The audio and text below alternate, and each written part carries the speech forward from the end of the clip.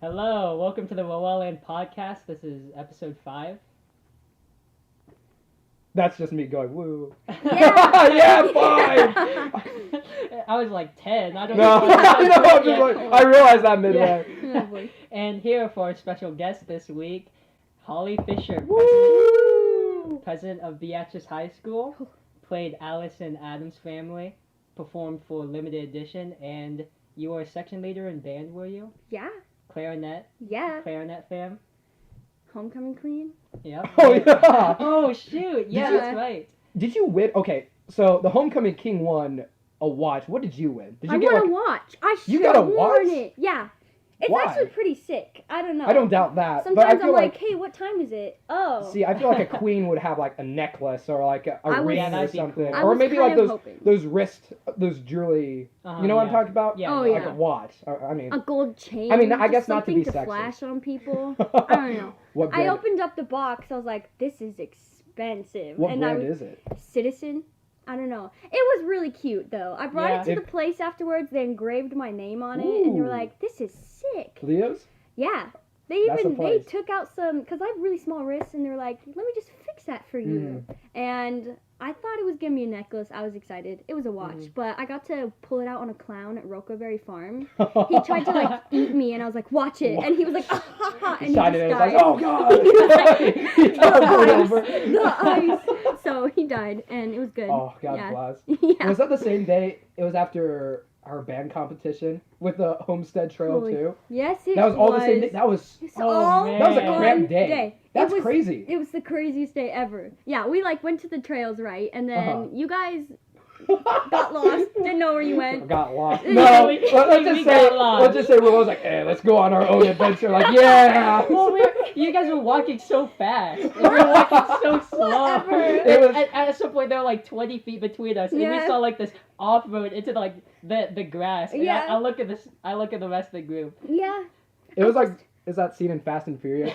The two cars where Yeah. they have Paul Walker for the last time. They go to their separate Oh roads. no. I think that every time I said something, Nolan replied with "your mom," and I just was like, What? I don't know. So I just kept walking, and you guys didn't. Nolan So- Marlette. Nolan, what? Are you sure it wasn't Simon? Maybe it was Simon. And that's It was definitely more of a someone- Simon Because thing. No, no, it's no. Simon who It says was your one of mom them. a lot. Yeah. I find Yeah. he's been saying your mom for that long. Oh I don't my know. God. You know, it was something to like shut me up, and I respected it, so I did. So what you're saying is, when you're on, are you Republican? yes, You're Republican. I Okay, am. sorry if that was exposing you. Yeah. But once you're on the Republican stage Yeah. for the debates, Right. okay, you have candidate Simon Pinkerton. You Right. the topic is, let's just say, raise the salaries for all Americans, Right. and you have this passionate speech, Oh and yeah. Simon Pinkerton says, "Your mom." You're just gonna step out. Well, that's the rule. Yeah, you're just. That You is just the have to rule. drop You just have to drop out. Unless I was running against someone like Joe Biden, I could just be like Joe Mama, and he'd have to leave. Oh my god. That's kind of how it goes, you know. Holly Fischer, I have a question for you. Yes. What's your thoughts on Bernie Sanders dropping out? I just thought it was time. Okay. Okay. Here's the deal. I feel like we all saw it coming. Yeah, After no. Super Mhm. Tuesday, I think that Trump tweeted it like today or yesterday. He was like, Mhm. "Thank you, Elizabeth Warren, for taking all those votes on Super Tuesday. Now let's get rid of Sleepy Joe." Beautiful language, just so intricate and eloquently spoken. I mean, but honestly, I just thought, I feel bad for the guy. You know, he keeps trying. And kudos Yeah, to I him. mean, yeah. Because he came back in this race and he's gotten people talking, okay? People were not talking about college for free for everyone Yeah. or like a Mhm. $15 Yeah. minimum wage. No one was talking about it, and now, I mean, it still sounds kind of crazy to some people, but it just seems more natural Mhm. to bring up in a conversation. I think, oh jeez. What really, like, I'm not a Bernie fan by any means, but Mhm. I think I kept up to date with him since when he was against Hillary in the Democratic primary. Oh, yeah. And he got screwed out of that run too. Like, Mhm. I just knew, like, Joe Biden was going to come out on top Oh, yeah. again. Because Oh, well, I the knew it. Democratic Party loves him. And they Oh, hate, yeah. they would not nominate a Democrat like Bernie. He's barely a Democrat. Yeah, no, Yeah. he really only claimed he No. was a Democrat so he he could get votes. Because Right. when you're independent, you don't get anything. I Mhm. mean, so he had to be Democrat. If you see some of the radicalists that sponsor Bernie Sanders, it's bad. It is a little. His fan base is even worse. I go on Twitter. I can't stand Twitter anymore. I follow. Oh jeez. I saw this one. Someone retweeted a tweet where it was about like it was today, and it was about like any vote for the Green Party. If you say you're not voting for Joe Biden, that's a vote for Trump. So just vote for Joe Biden if you don't want Trump. Like, who's you to say Oh my God. who like Yikes. let people vote how they want. Yeah. Because I hate even if you that. do vote for a third party, it's contributing. It's Oh, better yeah. than not voting at all. It's your voice. It's I think what people realize, like, people don't think that their voice matters in the grand scheme of everything, but it does. Oh, yeah. Uh-huh. Even though, like, I watched this documentary, or I read this about at the time it was Bush and I don't know, some other person, but the only reason the one guy won the popular vote, Mhm. and Bush would lose the popular vote, but the only reason Bush won the election was because there were these people voting for third parties, Yeah. and that would screw out the other guy. Yeah. So, just saying, if you want to vote for Joe Stein again, go ahead. Yeah. Because I know people who don't like Trump or Joe Biden. Yeah. I mean, I'm personally, I've came out and said I'm voting for Trump again, just because Yeah. Mhm. with coronavirus and how he's Yeah. helped out small business and also low income families too. Yeah.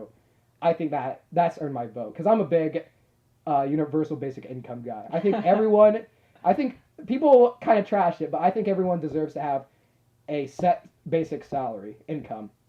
In my opinion, it's going to be a mandatory thing in the future, because when so many student jobs are going to get replaced, like right now Roel's job, it could get replaced by a kiosk or an automated Yeah. voice. Like, even now we're seeing the effects of it. Like, I know Simon, he doesn't have a job now because of Corona, and they've eliminated so many jobs, and so now what do these students do to make money? So Yeah. eventually, I'm not saying every student should be making $500 a year maybe, but I think at least like these families, it's like an investment to your American citizens, And the future. right, because if everyone has money, they have the money to pay off their taxes and be happy. They can go out and vote. They'll be more educated. They'll go out and fund Right. small businesses Mhm. and And that help our people, economy. I mean, people think it's a socialist policy, but it's really not. It's capitalist, because you're investing that money into the people. That money goes into small business or taxes and all that, and it all comes back to the government. Mhm. Yeah. That's my spiel about UBI. I have to plug that I every mean, time. it's true, yeah. And I think that if Bernie could have, What I didn't like about could Bernie, have brought it out in that way, kind of stuff, I think people would have been a little less. He's psycho Okay. and socialist. Mm-hmm. He was just really dramatic about everything. I was like, oh my gosh, just go join a soap opera and leave politics. But as far as him dropping out, I'm still kind of on that. I feel like it was just time. yeah, Mm-hmm. it was time. I don't even know if Joe Biden even stands a chance, especially after the coronavirus. I just don't Yeah, know. I think Trump's gonna win Trump's kind of got it. What would be funny if Joe Biden did win? By the time he after his first term, he's gonna be 86, Oh my god. and then he goes for another term. Wait, is that right? No, I don't know, but he'll be 80 some years old after the first term. Mhm. So he's gonna be Oh my God. super old by the time, assuming he gets elected both times. Uh-huh. Yeah. That may be the psycho. first time we need like a The vice vice president. president. to Yeah, come that in. would Mhm. be. Does he even have his vice Yeah, who- president Who chosen? is it? No, he's still waiting. What if it's Barack? That would be Can the he come back? craziest Can he Uno come back? reverse ever. I think he can. I think he No, can I be think- vice president. I'm pretty sure you can actually. Like I might sound really stupid, but I'm pretty sure that you can go, I your think 2 so. terms, take a break, go back. I'm pretty sure. Or maybe you can't. I think you can. I don't know. I took government, but I don't remember. You can run as like a vice president. If your president dies and you're vice president, you can fill in for so long. Yeah. But for Barack, I think he'll have to like drop out, and then they'll have to vote for someone in, because he has already had 2 terms. Yeah. And the thing Yeah. with with that is you have to have, you can't just like run for 1 term, drop out, and then run again, and then run for your second term, and then that's it. It has to be consecutive. Mm-hmm. So I think that's how that works. Don't quote me on that. Don't quote me on anything. Workman is gonna find my Yeah, she's on like, this oh my podcast. gosh. It's a Time. long paragraph. Oh, no, thank you. But Yeah. So, political science. yeah, You're going to. I've been told you're dual majoring. I am. I'm doing a double major with Uh-huh. business and political science. Ooh, okay. So That's a power couple. it is, and I'm minoring in Spanish because I don't know. Spanish What is the going to be the heck? future. Yeah, see. Okay, so anyways. You just gained a lot of Latino voters. I just got all of them. No, and that was the goal. So anyways, like I was saying, I'm doing the double major just because I'm psycho and Mhm. school's but UNL's like giving me full tuition. And it was just because Yeah. I Yo, submitted that's an sick. essay. It wasn't even on my grades. It was like I submitted a 250 word essay, I think, that I wrote in 2 hours. And I Mhm. sent it in, and they were like, hey, we kind of like that. Let's just give you this award. And so I'm going there. My sister went there, I know. Mhm. And I'm wanting to go maybe to law school after that. Who knows, though? I don't Whoa. like, Oh my god. you know, I have that path set for me, but it's too rigid sometimes. You know, like a lot of Mhm. politicians are like, let's follow this set path. And I think that if you're a politician, right, you Mhm. should understand how the world works, and it's valuable to have skills from anywhere in the world. I mean, look at Trump. He was a businessman. Right. Mhm. And Right. if you're running a country, you should know how to run a small business. Yeah. I mean, that's pretty crucial because you're taking a lot of people's lives into your hands. So I'm looking at just like what path will help me understand how to help the most people, and like in stressful, really fragile situations, like how can I help things Right. and solve problems. So right now that's what I'm planning on doing. I don't know. I mean, the appeal of Trump at the time was there were all these in the sea of all these typical politicians. Mhm. Donald Trump was really the people's person, and like Yeah. they liked him because he was a businessman. He wasn't Joe Biden. You know, Right. and okay, I've talked about this before, but I find it ironic. The main topic for every Democratic debate was how are we going to defeat Donald Trump? And you had Yeah. this sea of Mhm. like diverse personalities. You had Andrew Yang, who was also a business tycoon, and Yes. he's an Asian American. You had Pete Buttigieg, he's a mayor, humble beginnings, and he's would be the first gay president. Yeah. You could get a following from that. You had Elizabeth Warren, first woman president maybe, with a little socialist ideas. Even Bernie Sanders, and they end up going for like Joe Biden wins, like the It's most so typical, funny. right? It is very funny. And I hated, like, when Hillary Clinton was running, I just hated watching how these people, okay, people have differences. And I'm sorry, I'm not going to try to pretend I'm not white. I'm white. Okay, so what? But we make it so, okay, identity politics are everything in everyone's minds. It's like, I'm not going to listen to you. You're a white male. Yeah. And then a lot of the Democratic Party, I guess, is more naturally inclined to say this, but like they'll call out, "Well, you're white, so I don't have to listen to you." And it's so funny that they would choose Joe Biden, and a lot of people are upset that it ended up being a man, and like they're like, "Oh, well, that was our one chance to get a woman again, or Yeah. someone that was gay, or someone that wasn't." Like Andrew Right. Yang, I enjoyed watching him. He was kind of I fun. like Andrew Yang. But I hate seeing hypocrisy. Mm. And so seeing that identity politics, they'll play it on people all the time, but when they play it on themselves, no one's supposed to notice. How's that? I don't know. The trend I see with politics is whether it's on their social media or on the stage. I notice like politics will. I'm not sure what the word is for this. Like they'll deliberately like call out like a race of people, and they'll act like they're that race's person, like they're a defender. Like they'll say X race, whether it's the black community, Latino community, etc. They'll be like blank has been oppressed by the white people, and they're underpaid compared to white people, and they'll post like these statistics saying like I saw this on actually a podcast the other day where all these politicians were saying how white people are paid more, and Bernie Sanders once said white people don't know what it's like to face racism at all. And in fact, like I think that's an issue that no one's looking at, is how like people just assume that white people have gone through no issues whatsoever. Yeah. I'm sorry, you haven't gone through what your ancestors went through. Though they say white people were never poor. White people have never like faced any racism, oppression. If you're and if you're a white man, then you're told that like, so on and so forth. Yeah. Everything. Don't assume you know my history or my background just because of the color of my skin. I mean, I'm sure there are black people or Latinos or any race out there that have had a better life than me. Like, so don't push this identity onto me that I do not have.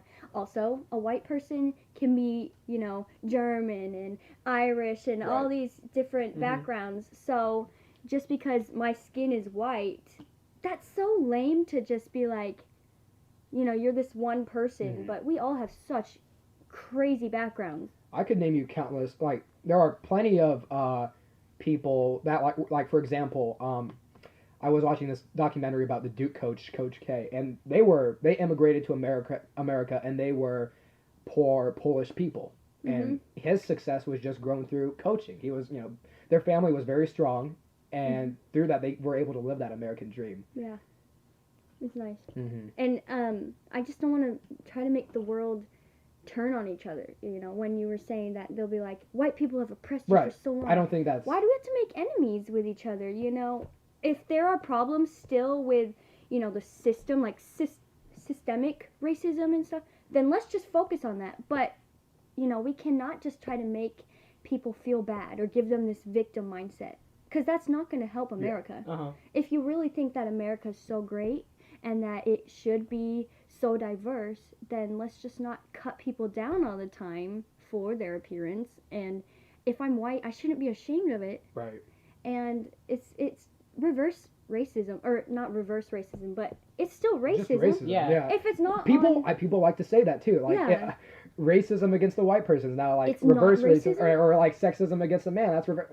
It's all racism. Yeah, it's all sexism. It's that same term. I mean, what is the definition? It's just belittling a race, or belittling someone because of their race, which is out of their control, first of all. So, yeah, it is. It's all over. So let's just stop focusing on all the little minute details, and let's just get to the problem of stuff, you know? And like, I know a lot of people are talking about how the coronavirus is affecting, you know, black people. Like the numbers are way higher in the black community, and it's just like, I don't want to focus so much on it's against the black people. Okay, then what can we do to help the black community and not just say it's racism? We found the problem. It's racism. The coronavirus doesn't freaking care who you are. It wants to kill you anyways. So just like, let's just fix what is going on there. Like, there's what is the term? It's like comorbid, blah, blah, blah, blah. Basically, you have these underlying conditions, you know, like if you have a bad immune system, or you have heart failure, if you have bad lungs already, you know, you're more exposed to this disease. Like, if it gets you, you are very high risk. And a lot of the black community has already a lot of those symptoms, like obesity even. That's a big one. And heart failure. Those are high in the black community. So, you know, no wonder they're getting these higher numbers and higher fatalities of COVID-19, because they already have these conditions that make it harder for them. And so it's not like we're being racist. It's not like we stuck the coronavirus on them. Like, I don't even know how people would think that's possible. It's not like we just dropped a bomb of COVID-19 on their neighborhoods. We're like, sup. And I don't know why.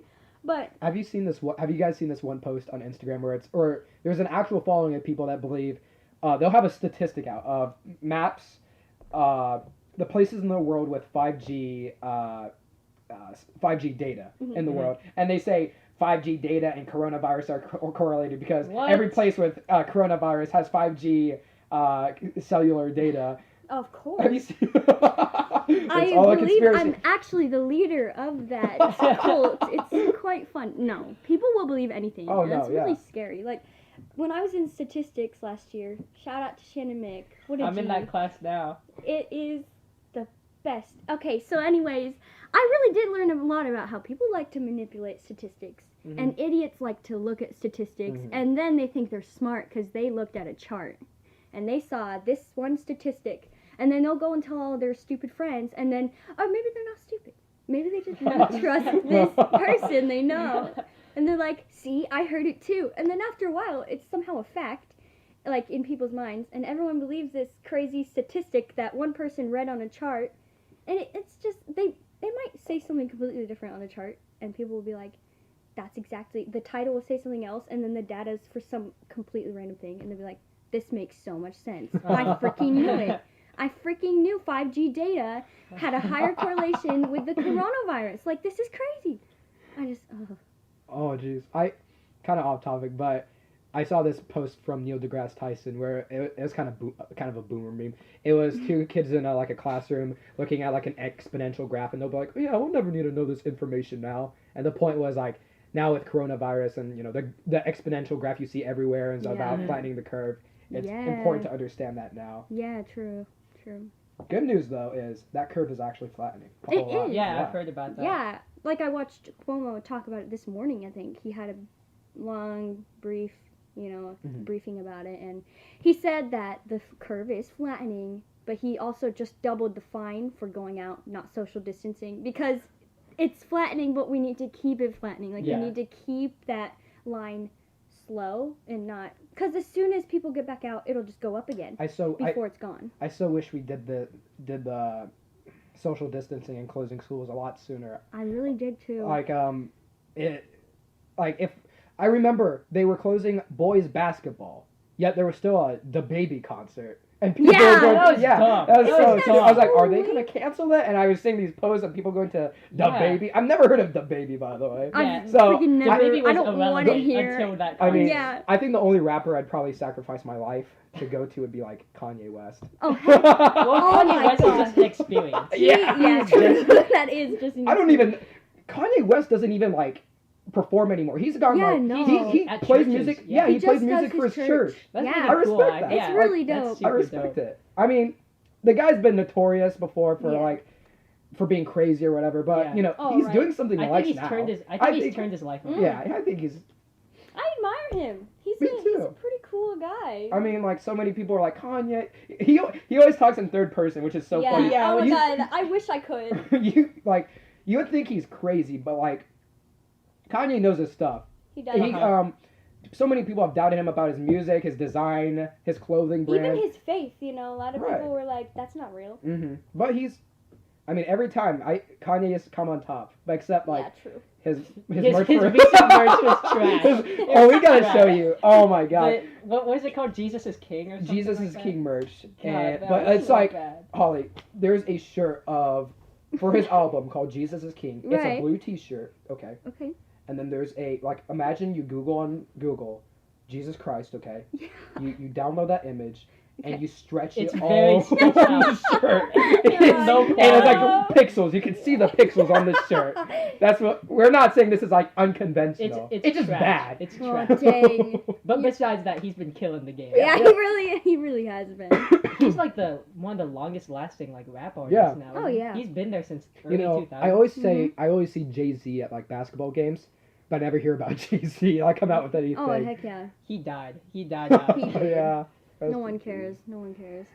True. Oh man. But yeah, you were saying you wish they would have closed stuff down sooner. Mm-hmm. And I guess I kind of had similar emotions, but for a while I was like, it was selfish, but I was like, this is my senior year. I Uh-huh. do No. not want them to close it down get when we that. don't really know any info yet. And I guess a At lot the of time, people we really jaws. didn't. Yeah, Yeah. that was the problem. We didn't know No what one could knew. have happened. Yeah. I And mean- we'd seen it in China, and I'm wondering, why were we spending time talking about an impeachment when I think a lot of people understood that this probably wasn't going to be successful? Yeah. And because it was all We weren't partisan ready, voting. It was all partisan. There was no one, I mean, I think two people might have switched to vote for the other party, but Yeah, Mitt Romney. for real, oh my gosh, whatever. Wait, he was the only one. No, he was like one of the yeah. only He Republicans. freaking hates Trump. Mitt Romney hates Trump so much. And, kudos to you. Free speech Free is speech. amazing. But anyways, what was I saying? Yeah, about like how we weren't focusing. On, Yeah, we're focusing on an impeachment while China's over here dying. Mhm. I mean, of course, they weren't really sharing a lot of information with us. Who I knows mean, we what's- weren't really allowed to see into it. But I remember sitting in government class, shout out Doyle Workman, I was sitting in there every day during 4th period, and I was looking in CNN 10 and seeing China, they're dying. And I was like, sweet. And we're talking about the impeachment right now. Awesome. It'd be a shame if this was to come to America, right? Well. What did we know? It came to America. Roel and I think we can remember we were in government class, yeah, and we were, yeah. and every time we have the CNN 10, and we were there with our shit-eating grins, and we were like, Corona. China. and then like suddenly the news goes like coronavirus case confirmed in Washington. I look back at time. I'm like, no. We were still joking about it at the time. We were like, it's just gonna, we're fine. But it slowly like closed in. I'm not Chinese. It won't get me. It's like, LOL. And then by the time we heard Fremont had a case, we're like, our grins were gone. No, by that time, it's just kind I of think crying. the first time it sank in for me, oh my god, was that day in limited edition where Meyer came in. It was like he talked about this, like talked about how updating us about Sloan. This was like when Sloan was canceled. Actually, he was talking about. He's like talking like, never in my years of teaching has something similar to this has ever happened to me. And like the quietness of the room. And he's been teaching for a while. Right. Okay. Just the seriousness of that situation. Yeah. Yikes. The gravity of it. I think it hit me when Johnson mentioned it because he was like the first teacher to that actually too. say That anything moment. about Yeah, it. I still remember like when they had all the teachers create Google Classroom codes. I was kind of memeing, like I didn't even really take photos. I thought we're not gonna use it. I'm like, okay, I'll do this, but I thought we were gonna be out of school for 2 weeks. 2 weeks. 2 weeks, 4 read weeks, my mind. maybe. And I thought, we're fine. We'll be back. Nice little. Now break. we're questioning whether or not we'll be back at school by August. We don't even know that. Yeah, and I'm questioning, will I ever get to graduate? I do not want a Skype graduation. Is that an actual consideration? consideration? Is that an I actual do thing? not think so. Post told me that they are thinking of having it in the summer like Lincoln schools are doing. And I'm really praying they do that because I did not go through 4 years of the wonderful BHS, aka prison, with a bunch of hooligans who I hope to never see again, just to go onto Skype and accept my little diploma. They airdrop your PDF. Open your Gmail and you should see it. Comic Sans, congratulations, Holy Fischer. I hope a robot reads it out loud for me. Like, congratulations, Holly Fisher. Post isn't even there. He just has like Google Translate doing it for him. Well, I saw this meme and it's like class of 2020 when their mom trips on the internet cord. Graduation. And I was like, no, because that would happen to me. I do not want that to happen. Like, it's just a really random thought. Like, all these generations before, they've gotten this way of life. Like, they've gotten... Graduation is something that, you never think is just going to be taken from you. Yeah, like, I can have a lot of things in life taken from me, but just, like, the finality of it, like, high school, I'm done with it. Like, I walked out on a Thursday thinking I get a little break, okay? I get a little vacation. I needed it. And then I never came back. Yeah. I never knew I was not going to come back. I never knew I was not going to say goodbye to those teachers. Shout out Robinson. I never knew it. And so I've been doing these shout outs all through it. That's pretty much a podcast. Yeah, I did We shout out Stephen Powers once. Heck yes. Hayden Stevens. Oh, man. I mean, this is your time to just shout out anyone. Shout out Spowers. Wow, it's been a Throw while. out beef on anyone too. We've had a lot of beef. Yeah, Connor Kelly threw shit on what's his name, Glover, the fat Noah kid. Glover. Noah Glover. Yeah. He talked about. Okay, you have to listen to it, but basically, this was 8th grade my football. gosh. He tackled that guy, and he let's just say he dirtied himself, and it got onto Connor Kelly too. and he went up to Mr. Politsky and got new pads. Anyway. God bless America. What were you talking about? It It was about not going back to school. Closing, everything. Holly. What? Okay. Yeah. What's your thoughts on the Beatrice school system? Okay, that's a good one. So, well, I was president. Yeah, you were president. Fine. You're up there. What's that like, by the way? What's your responsibilities? Okay, so really, I felt like kind of a joke the whole time. Okay. I would have loved to do a lot, but with the group of people in student council, honestly, they're just there Keep in to mind, be you there. never have to see these Oh people yeah. again. Okay. Well, if you're in a club that's supposed to help the school, but you're just in it to put it on a resume, I don't want you in there. And I tried to pull together this sounds super funny, a dance off at the end of the year. I thought it was gonna be pretty lit. Uh-huh. Okay. Cool. It was like Clash of the Classes or something I had come Okay. up with. I mean, oh, that's... I think I And saw the email or email something. on it. Yeah, okay. yeah. So. Oh, yeah, no, I Yeah, get it was like all student council members were gonna be in it, and then like you could sign up if you wanted to be a part of it, and we would just have like a Mimi dance off kind of thing, and then the class that wins got like a bunch of points for the end of the year party. Obviously that was canceled. Thank you, Corona. Shout out to you. Shout out You to make that guy my who dreams did come that. true. So anyways, yeah, being like a leader in the school, you know, I guess you do get a different perspective on things, and you know, I really admire a lot of leaders in the world after trying to just be leader of student council. I think that Beatrice, we do a lot of things right, honestly. I mean, I went to Girl State this summer, and that was awesome, first of all. But we, I met a lot of girls from all around Nebraska, okay? I mean, they came from class sizes of, 5, and they, our school has a lot of opportunities for people, and we have a lot of teachers that are willing to help us, and I love Mr. Suter. I think Mr. Suter, he really, really cares about like a the cool kids. Yeah. I Yeah. like He Suter. cares I about mean, education. He does, and he cares about each group in the school. I mean, you know, sometimes golf might not be as important, or like tennis, or Yeah. cross country, but he tried to be there for a lot of different groups. And Voight is amazing too, and Randall, people might not enjoy him, Do you but think I he think deserves the flack he gets? Randall, Yeah. I think that people like to mock someone when that person is actually just enforcing rules. Doing their job, right? Yeah, when you're I just mean- doing your job. He has to juggle so many activities around. Yeah, and he if can't please everyone. and if he didn't do his job like that, then we might have some more problems. The one thing I know, the common thing that Randall gets criticized for is him enforcing the dress code. Do you agree with that? I do. I'm sorry, but I don't want to see your entire back and your little What- thin bra strap. What about the No, what about thank the you. girls that wear something it's showing some shoulders? If it's in the dress code, just do it. Just do it, okay? yeah. There is freedom of expression and stuff. Express yourself in another way. I mean, I might not think that's bad. I might not think that my shoulders being exposed is that distracting. But really, it's not like they're trying to do it because you're a bad person, or they're telling you that you are this whore or something. They're just saying, hey, this is because if we don't have those regulations in place, then where will it go?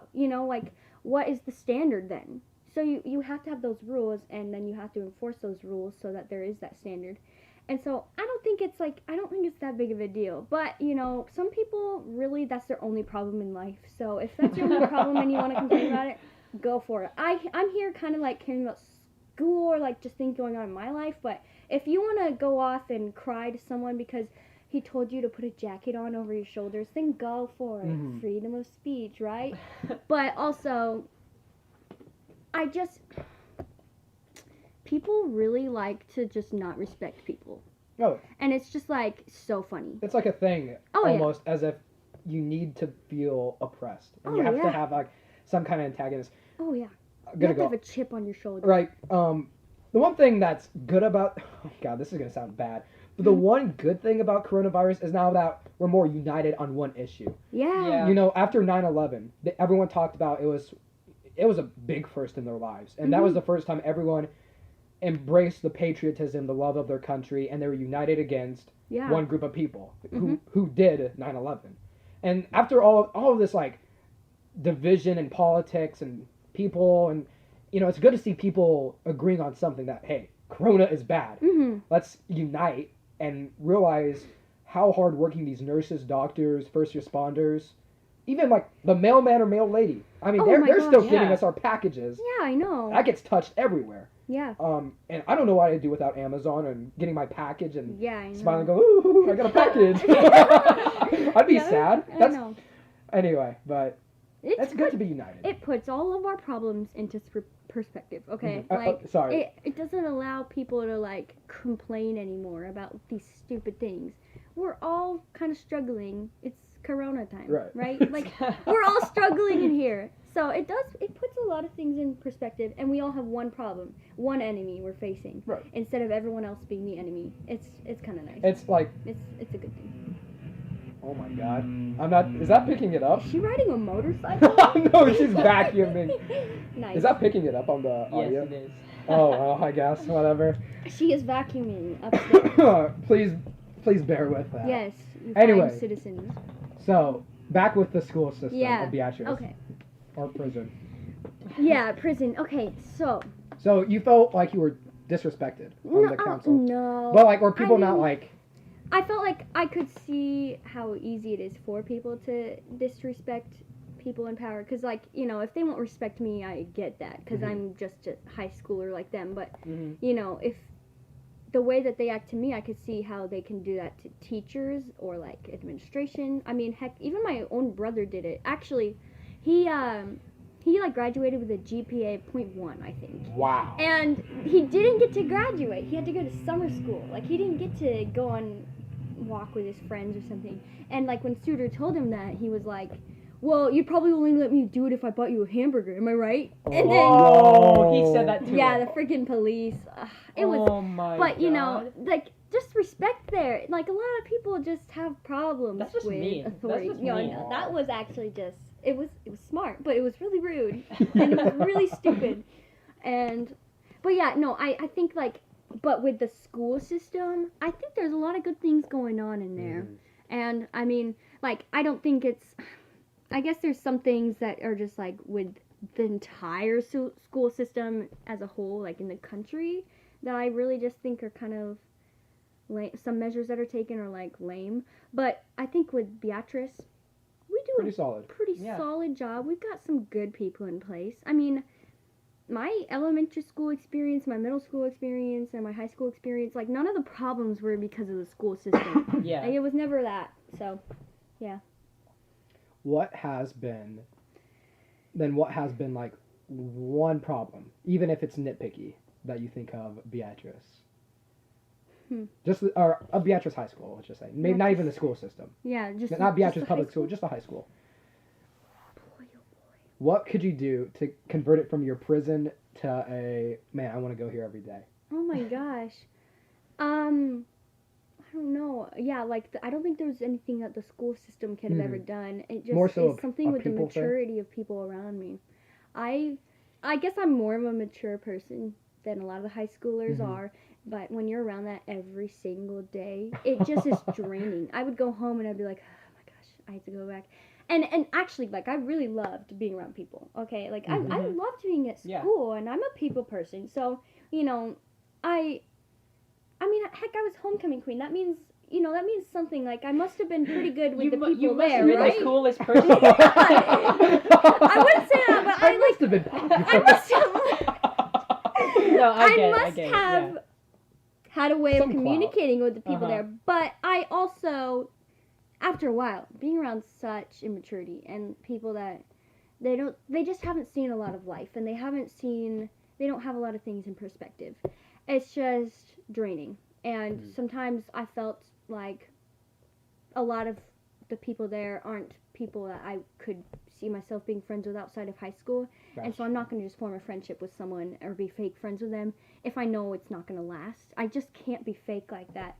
And so I think, you know, a lot of people there aren't authentic. A lot of people will do or say something just so that they can fit into a group. And it really is shocking to see just the way people change from freshman to to senior year. Like, like, everyone changes, and it's really cool because everyone's finding themselves. But it's also, it's like I already had found myself at that time. Like, I had already knew who I was my freshman year. That I had already decided who I was, and my values and who I wasn't going to change. But a lot of the people around me, you know, I'm glad they changed. You know, they had to, and so that was kind of hard. It was like a battle every single day. And also, I have a very strong faith. Like, I have a very strong Christian faith, and that was always kind of hard for me to be around too, because a lot of the people just don't have the same like morals as me. I mean, there were some people that hated me because I was homecoming queen. Like there were two distinct girls who absolutely hated my freaking guts. Like they wanted to cleat me in the face in PE. What? I was like, I've never spoken to you, but it's high school. I really don't know what else I expect. I've heard that my own personal. I haven't been affected in rec team sports, but I heard like PE classes, like rec team sports especially, it gets like toxic. It kind of, I guess it does. Like when I had it with Struck, it was pretty lit. Like Mario Bukovnik would just do a backflip, and like everyone would just cheer. Yeah, Mario, do a backflip, Mario. And this year I had it with Booker, whatever his last name is. Oh, and then the dodgeball, no, we were playing kickball at I've heard this. Up in the ceiling, he was looking for it, and it landed right on his freaking face. No. But it's small moments like that. But I think the one thing that made high school amazing was the music program. I mean, we have we got a great music best program. music program, like show choir, the musical. I mean, a lot of stuff that you can join in, and I think that really kept me sane during the school year, because there's just a lot of people that if you can like bond over music, it doesn't really matter like who you are. You know, there's something in common with you and people, and that's why it's really cool to be involved in clubs, because there's people there that share common interests. So you don't have to be best friends, but it's something you can talk about with each other, and you can have a sense of a family. Right. Mm-hmm. Yeah. 8th grade year, when I transferred over from Lewiston, that was a big reason why, just because of the opportunity at Beatrice. And that was like one of the first times where I like defied my parents' like want, and I became more of an independent person, because my parents, they were like, oh, but Lewiston's so much better. There's smaller class sizes. There's, you've already grown as a person there, yada, yada, yada. I'm like, okay, but that's an agriculture-based school. Yeah. Beatrice has a lot of performing arts activities, opportunities. Like. Yeah. Oh my god! And I made the transfer, and I remember like the first day, the freshman orientation for me was very intimidating. I remember like after that, I laid in bed and I was like, oh shit, did I make the right move? And I was scared, but I like to think it's paid off in the end. I mean, I'm in a podcast right now, so Heck yeah. So I think it wasn't too bad of a payoff. Heck no. My friend Hannah Rennie did that, I think. She transferred from Lewiston. Yeah, I knew her from Lewiston. Yeah. Never really talked I didn't to her, know though. you went to Lewiston. I did. I never lived there or lived out in the country. My parents. I went on the bus from Beatrice. The bus always is by Shopko in the morning, and then it goes to Lewiston, and it's like only a 20-minute, 30-minute drive. Shopko. Yeah, There was High V. High V. What's Sunmartin gonna do? They're first out. Sunmartin's honestly, gonna go. they're gone. But anyways, that's really interesting. Mm-hmm. Yeah, but. So from freshman year to senior year, then Holly, has there been any, like for me personally, I used to think that, and not to assume anything about you, but I was kind of a person where I had to act nice to everyone, and I had to like gain everyone's respect. If someone hated me, I had to like explain to myself or something. Mm-hmm. Is that something like you found yourself with? That's a really good question. So freshman year, Holly, I was very quiet, and I didn't want to be friends with everyone there because I saw how immature they were already. I was like, oh, frick, man. no, I'm out of here. Pretty but cynical.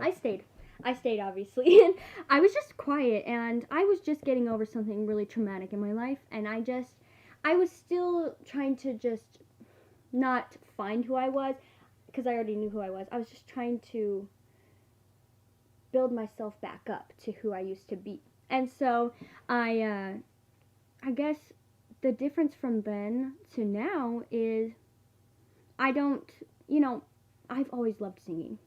And I've always thought I was kind of good at it, and I never put myself out there, though. Like, I never did. And I think getting into Limited as a sophomore when, like, no one got into it that year, that was, like, a big boost for me. And then I actually, like, auditioned for solos more towards the end of junior year. Yeah. Like that jazz solo in the winter concert last Oh, year. that was fire. That was so fire. I remember. Oh yeah. That was the first one I had. And then like. Really? Yeah. Wow. Because I guess I'd put myself out there as a little kid, and I always got turned down. And then like this traumatic thing in my life happened, and then I just stopped believing in myself. So I guess it wasn't like how I viewed people. Okay, it wasn't like me changing the way I wanted to please people. It was just like making myself happy and Yeah. believing in myself and putting myself out there more. And I'd say it worked out pretty well. Like I started believing in myself. I started believing in my voice, and then things just like opportunities just started happening. And I really did actually. There was a point where I just really stopped giving a darn what people thought. Like this year, especially, I was just second semester. I was just like, you know what? I don't have to just focus on this. I don't have to actually like respond to these people, and I can just actually let them know how I feel. And so that was really freeing too. So yeah, I think that what like was the question, like how have I changed, or just Yeah, kinda- I was asking like yeah personality change yeah from freshman to senior year. Like for me, it was kind of a maturity thing, and then yeah figuring out what my own value. I think I adjusted my values too from even sophomore year to junior year. That was my thing. I found that everyone has this certain like sophomore to junior year was my biggest like Mhm. shift in my personality. I don't even know. Maybe it's that shift from underclassmen to upperclassmen. Right, You're yeah. like, this is it. I'm at the final stretch kind of thing. And so yeah. what was your change from sophomore to junior year then? Just like what you said, yeah, just about like, how my friendships, first of all, like I used to be best friends with a girl, and then I was like, wait, I don't have to be a follower. I'm okay on my own. And I started paving my own way, I guess. I started just being like uber authentic to myself. And I think, I just, for a while I didn't have very many friends, but then I found like Hannah Rinney and then Maddie Witulski and that's a good group. yeah, and oh my gosh, like Dylan Deal, John Spilker, all those boys last year, they were so much I fun. miss 'em. I And miss 'em. I had all those like Chloe Craig, I had Maddie Witulski, like I found people that were more like me and people that I could actually just talk to for once. And that was like the biggest shift for me. And then that, like, being in that like not group, being able to like see who they were and like see their leadership and just their like kind of I don't give a darn attitude, it really like it gave me that confidence, like I can do that too. That's a group of people that really believes in themselves. They and do. And they succeed. I really admire that about They really do. Yeah. Yeah, it's something to look up to, and it's not like I based my life off of them, but it just like sparked me to base my life off of me. So I think Roel has like a similar story too with like he's jumped from friend groups. Oh, and yeah. You've been a follower. And when I entered high school, I entered freshman year and it was kind of crazy. Like we created a friend group too freshman You guys year. We didn't I didn't follow. I mean, I followed like Max and then their lunch table then, but like ever so slowly we got like a following of people that were interested in what we were doing. We were just like with our combined like nature, and then we had Max, and then got Hunter, we had Connor. We had such a diverse it was cast very, of people, very diverse. where it was people thinking, okay, these guys, they're not fake, they're not about any bullshit, they don't go out of their way to pretend that they're cool. That which is like kind of the thing in our class where people might act a little pompous, or they'll act like a little they'll try to embrace this culture of being trashy or druggy, smoky, and we weren't that. We're just trying to have we were fun. straight up teenage guys who hang out with Roels, and that was it. We're just friends, and I think people grew a liking to that. There was no like intent to impress anyone or to see who drinks the most booze or gets with the most women. It was just straight up a friendship, and that's what like I like to think. I'm really proud about that for my. I'm proud of what we've done in our years of high school. Is like create something instead of just like be a follower. Roeland has like improved me as a person because for sure, me too. Like freshman year and sophomore year, I didn't do like anything, and then just like last year I joined band. This year I joined choir, and that was all because of like Roeland like cheering me on, and then like I've changed a lot. Like my confidence has increased a lot because freshman year I was like. I was kind of a loser. Like, same. Just like joining the music program really helps. It really does. Yeah. The music program is actually really like it's helping now that I think about people. It. Yeah, like looking back, I thought like joining Limited was such a big thing for me. I was like, this is crazy. Oh, that me too. No, and then I get like, and then having a solo in the ballad, and like it's like you start somewhere and then you realize you can dream more, and so having like that friend group around you is kind of a cool thing. Yeah. Yeah. Did you play for the Purple Cobras? Yes, you did. Oh my god! Yes, you did. I was just remembering Indeed, that. I did. Oh my I did. god! You're a well-weighed should- national enemy. I still have the shirt. I'm sorry. We still do too. Yeah, we should have made that the theme. If I only Oh remember my that. Oh my gosh! man! Oh, that would have been so good. Well, okay, actually, it's John Spilker's shirt, so Oh, it's like wait, an what? XXL. Because I was a sub in. I wasn't even. Oh no! I'm like extra enemy. I don't even. I just like. So yeah, it probably wouldn't have worked. It probably Oh wouldn't man, have I worked. remember that game so like That was- vividly in my Oh my mind. god! I It was was so horrible. excited. I was so excited this year for like round part 2, and then what? Yeah. Cornhole. I It know. was so dumb. I broke. It was I so actually dumb. like. I bent my crown. Because was the cornhole the night of homecoming? Yep. Yes, it was. Because I bent my crown that night, actually. Like, I had just Did you gotten it, live and it at like, cornhole? the top is like, yeah, I got so frustrated. I just threw the crown on the ground. And I didn't even, like, I wasn't even going to place in cornhole. Oh yeah. But it was still, Yeah, it I was just- still we just It's memorable. wanna- lame. Yeah, honestly, cornhole? I don't freaking care. Like, I know some of us are Hicks and Beatrice, but not all of us.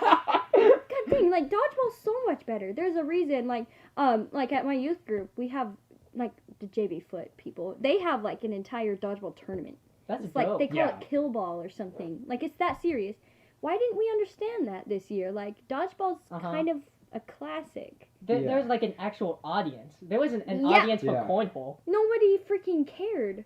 I think senior year should be it should be basketball, intramural That'd be basketball. hype. I think I that'd be would cool. come. Well, I have to come back anyways. I have to give the next. Oh, person yeah, their crown. yeah. Oh, yeah, So true. I will be there if there is Ooh, basketball. Do you want to make a hot take as who you, or do you want to even sponsor anyone for your queen? Oh, I already know who it is gonna be.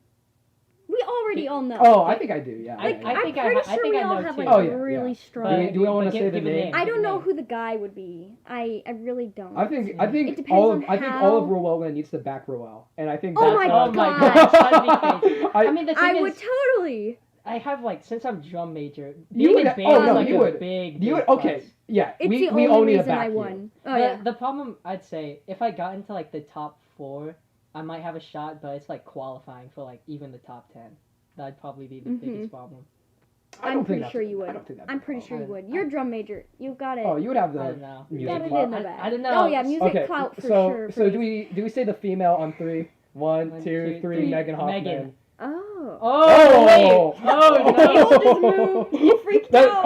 Oh, it's only the cover. Yeah. Okay. Who do you I- think? Who do you think? You think Megan Hoffman? I think we think Megan. Yeah. Oh. I'd say like Addie, maybe like a I was second. thinking Addie. Oh, Yeah. Addie? That's not a bad choice. I either. was. Well, yeah. I don't know. I think a lot of people love her, so I just. That's true. But That's I think not a like bad take I think either. like Megan coming in like all of a You're sudden everyone's right. gonna be like, oh my She's gosh, got it's Megan that again. freaking Denmark clout. Yeah. Like I think that she'd have it all.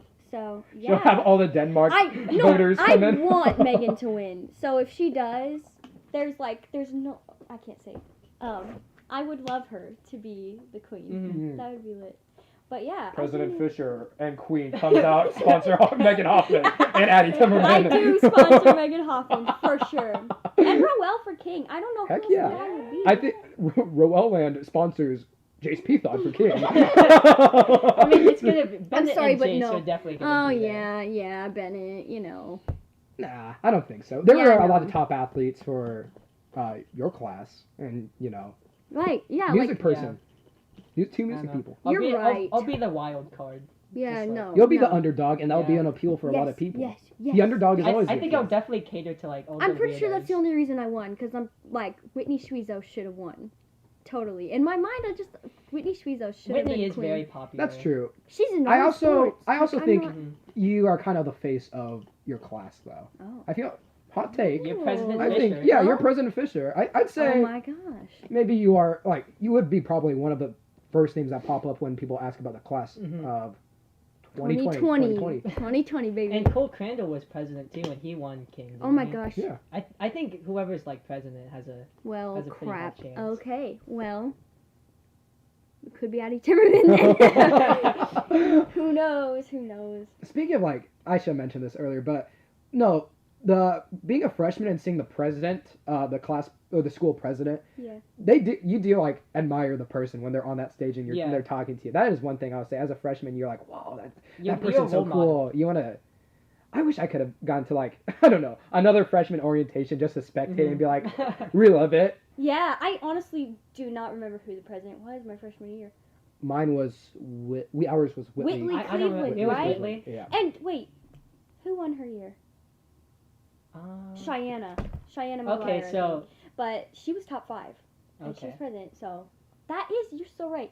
And it's a good thing to like have your role model. And that means I'm a You're a role model you're a role model. Some freshman is gonna listen to this podcast and be like, oh, that's my Listen, role model. listen right now, freshman. You've got it. Okay, you got it. Oh my God, she's talking to me. I'm talking to you right now. You can do it. Yeah, that's all. Oh my gosh. So, yeah. Any other questions? I love answering these. It's like rapid fire. Do you want to take an intermission, actually? What time is it? We're 56 minutes in. 56? Yeah, that's about time we take intermission. We take intermission? We take intermission, yeah. Alright, we'll be back. I'm probably going to eat some of Holly's. Yeah, we're gonna snap. We might not be able to have the energy to continue. we might have a food Holly's coma. gonna take over. We'll just be napping. Roel and I will nap on the couch. Welcome back. Alright, we'll be back in a few. We'll be back. See ya.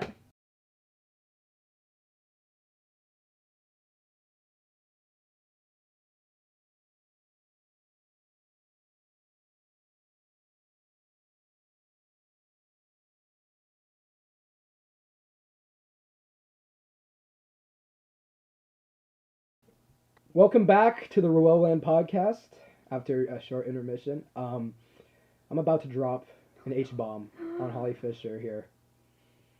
What's your thoughts on Tom Brady leaving the Patriots? Easy. You got the Patriot shirt on? Yes, I am Are you still a Patriot? Or am I going to see you with a Buccaneers fan? Shirt? Oh my gosh. Okay.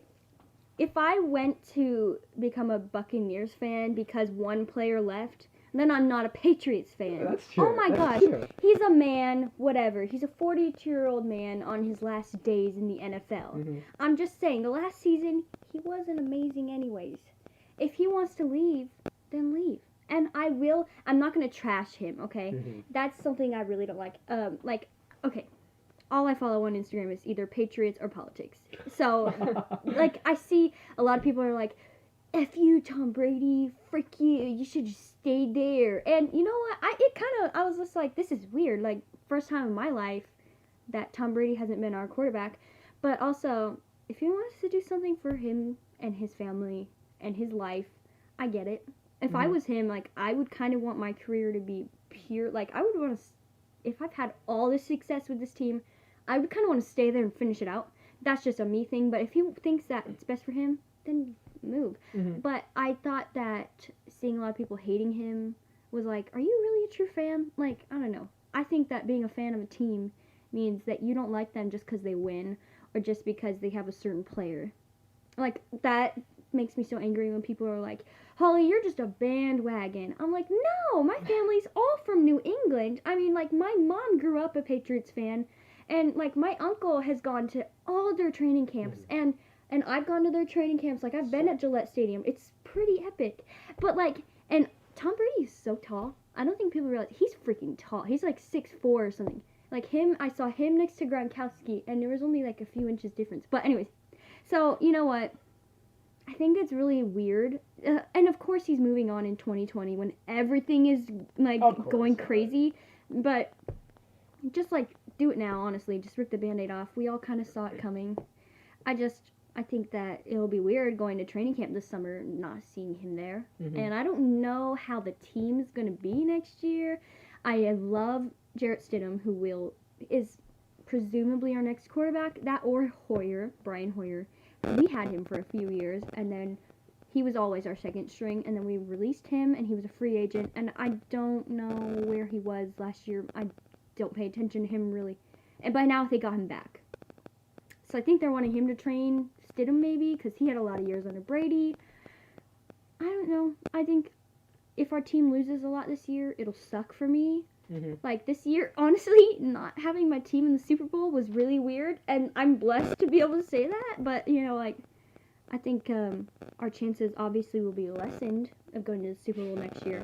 But also, if it happens, that'll be so epic. Right. So, either way, I'm just chilling. I've heard, like, I mean, I don't know how real it is, but I've heard people say that the Patriots is one of the best, like, assembled teams in NFL because, like, of how many Super Bowls they've won. And, like, it's very rare for an NFL team to win that many, like, even consecutive Super Bowls. Yeah, because they're tied. Okay, the Steelers and them, they both have 6 wins, like 6 rings. But the Patriots did it within 20 years, and the Steelers have done it within their entire time of their franchise. Right. And when did they last win a ring? You know, I think it's been 10 years. It's been a while. And so the Patriots, just being in the Super Bowl 3 out of the last 4, I think. Oh, that's a big That's accomplishment. epic. Yeah. I mean, it doesn't even matter if you've won them. You know, they're always like, is Tom Brady really the best of all time? I'd say so. You know, you don't have to have broken all these records. It's like, how long are you able to stay at the top? He's had the longest he has longevity. And so I think the Patriots, their team built on value, like they're kind of old-fashioned. Like, they have their 6 pillars, and they make the team follow it. There's no superstar on the team. They treat everyone equal, and I really admire Bill Belichick as a coach. He's really cool. And so I just think, there's a lot of things that go behind, you know, winning. And that's why I've always loved the Patriots. Like, it's so funny, you know, people, I guess a lot of people, when they look at me, they think Patriots. Like, I don't know. They think Holly, Patriots. And it's true because I just look up to them a lot, actually. And it's kind of lame to, like, I don't know. I don't want to be one of those people that idolizes a team. But also, you know, on days when I'm like, oh, this sucks, I'm down for the count. Then I'm like, wait, Super Bowl 49.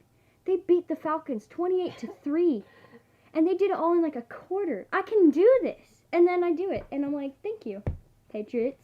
I mean, that's not so weird. I get hyped up from watching basketball compilations. I'm very Oh my basketball. God. Really? I was there. What team? I personally don't really have a team. And that's fine. And, you know, it's just like the like, sport. it's just been hard. It's hard for me to really feel for a team just because, like, there's no Nebraska Cornhusker for a team. If there's a Nebraska basketball team in the NBA.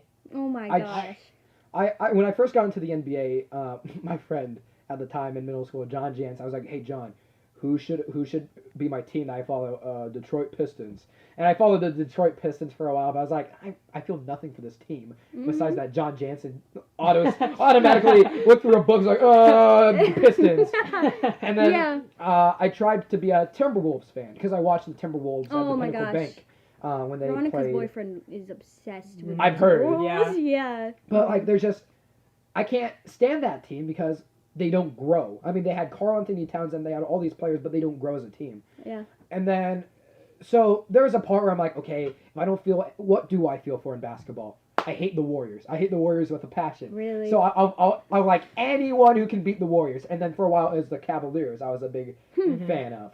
And now it's good. Now that the Warriors are irrelevant, I don't really care. Yeah. I feel like now I'm gonna be an anti-Lakers fan. Oh my gosh. Because like, it's so funny. It's like, hate the people that are on top. It's kind of fun to do. And that's why people hate Patriots. Because I get it. You gotta love an underdog. Yeah. You do. Always. Jeez. I watched Game 7 of the 2015 Cavs versus Warriors game. One of the most surreal experiences for me as like a sports fan. Because I remember it was like a tied up game. Kyrie Irving brought down the ball, shot a 3-pointer. I'm like, oh. And it goes in. I'm like, I'm so happy. Oh my God, can they do it? And then Iguodala came up. He was gonna like make a layup. Yeah. LeBron James blocked him. Stuffed. Yeah.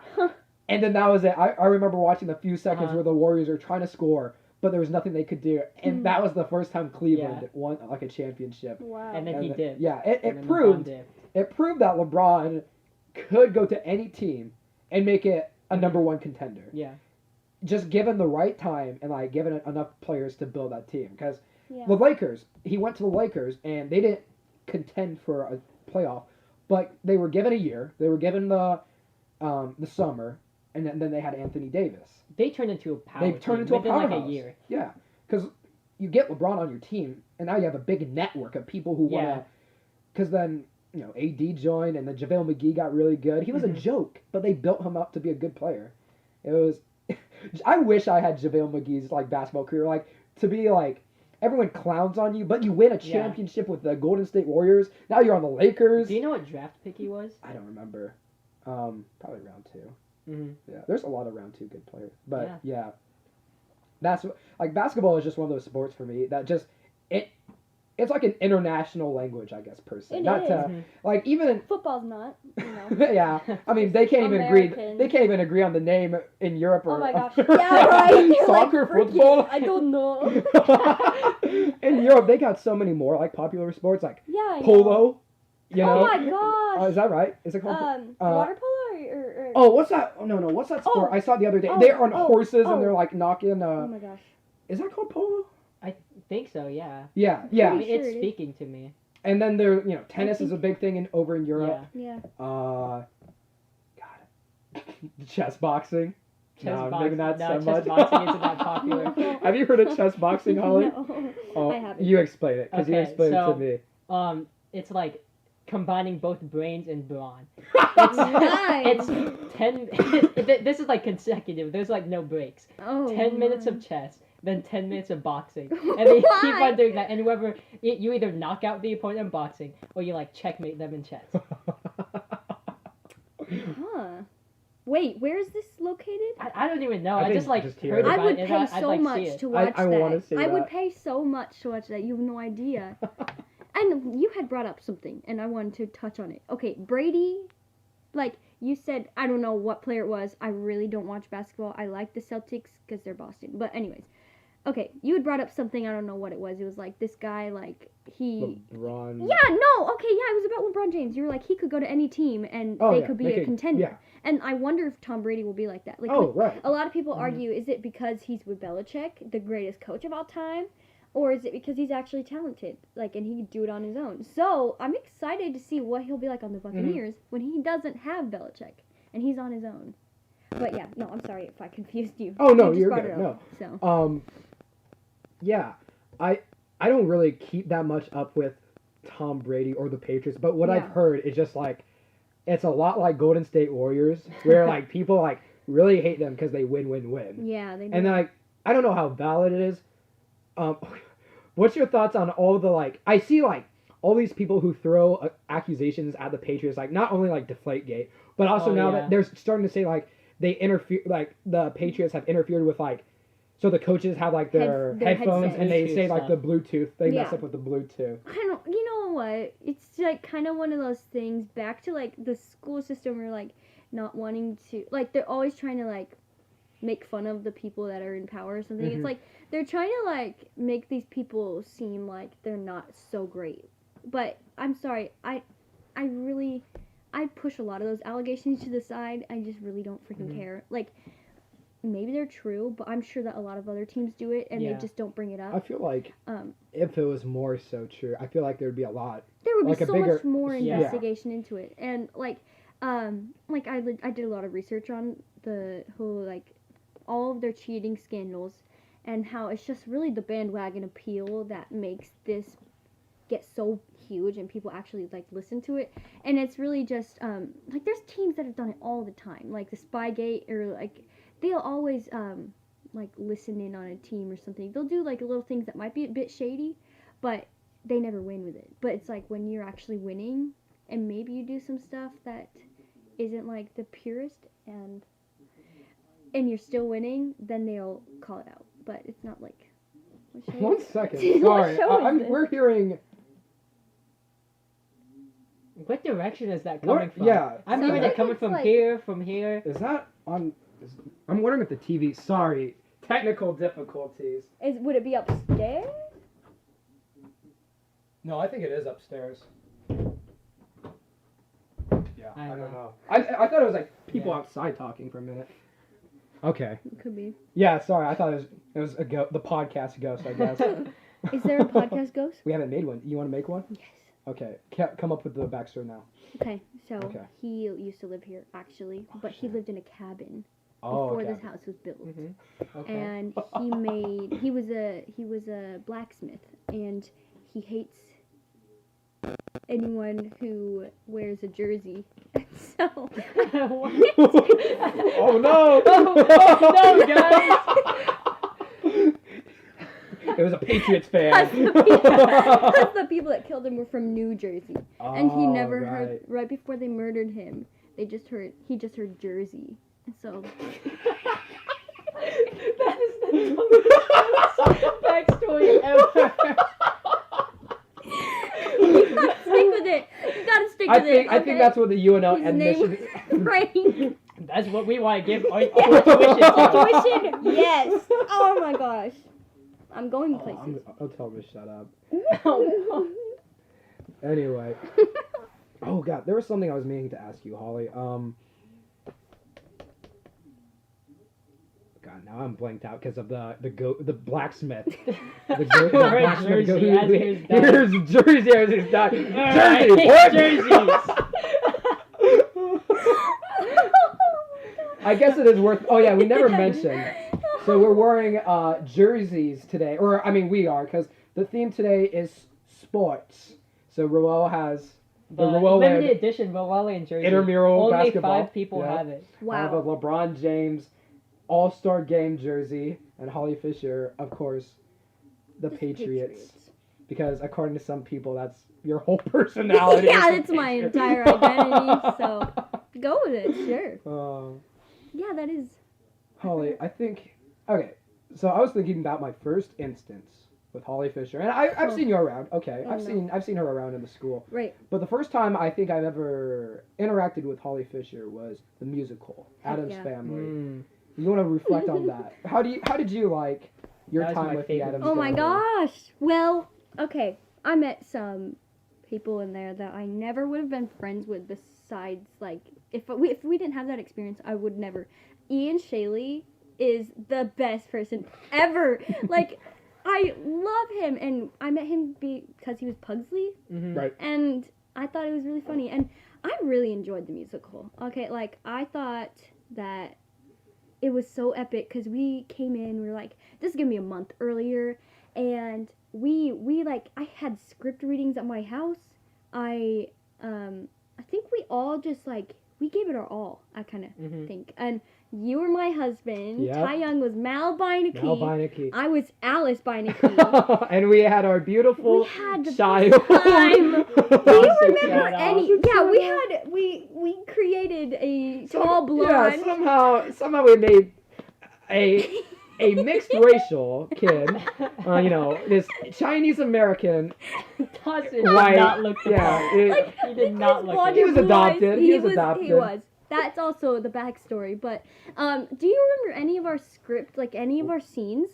I only remember you were like, that's it, I've had it, or something. Oh, do I remember any lines? Or yeah, any lines like that we had together. I mean, I only, like, we had that one scene where I like was snoring really loud, and you I remember one of my favorite scenes was when Mal like finally changed himself for like he opened up to be Alice, and that was my favorite scene in that I musical. gave you a Led Zeppelin shirt. Yep. And you put it on in this shirt, and you're like, but baby, I swear, I'll turn crazy again.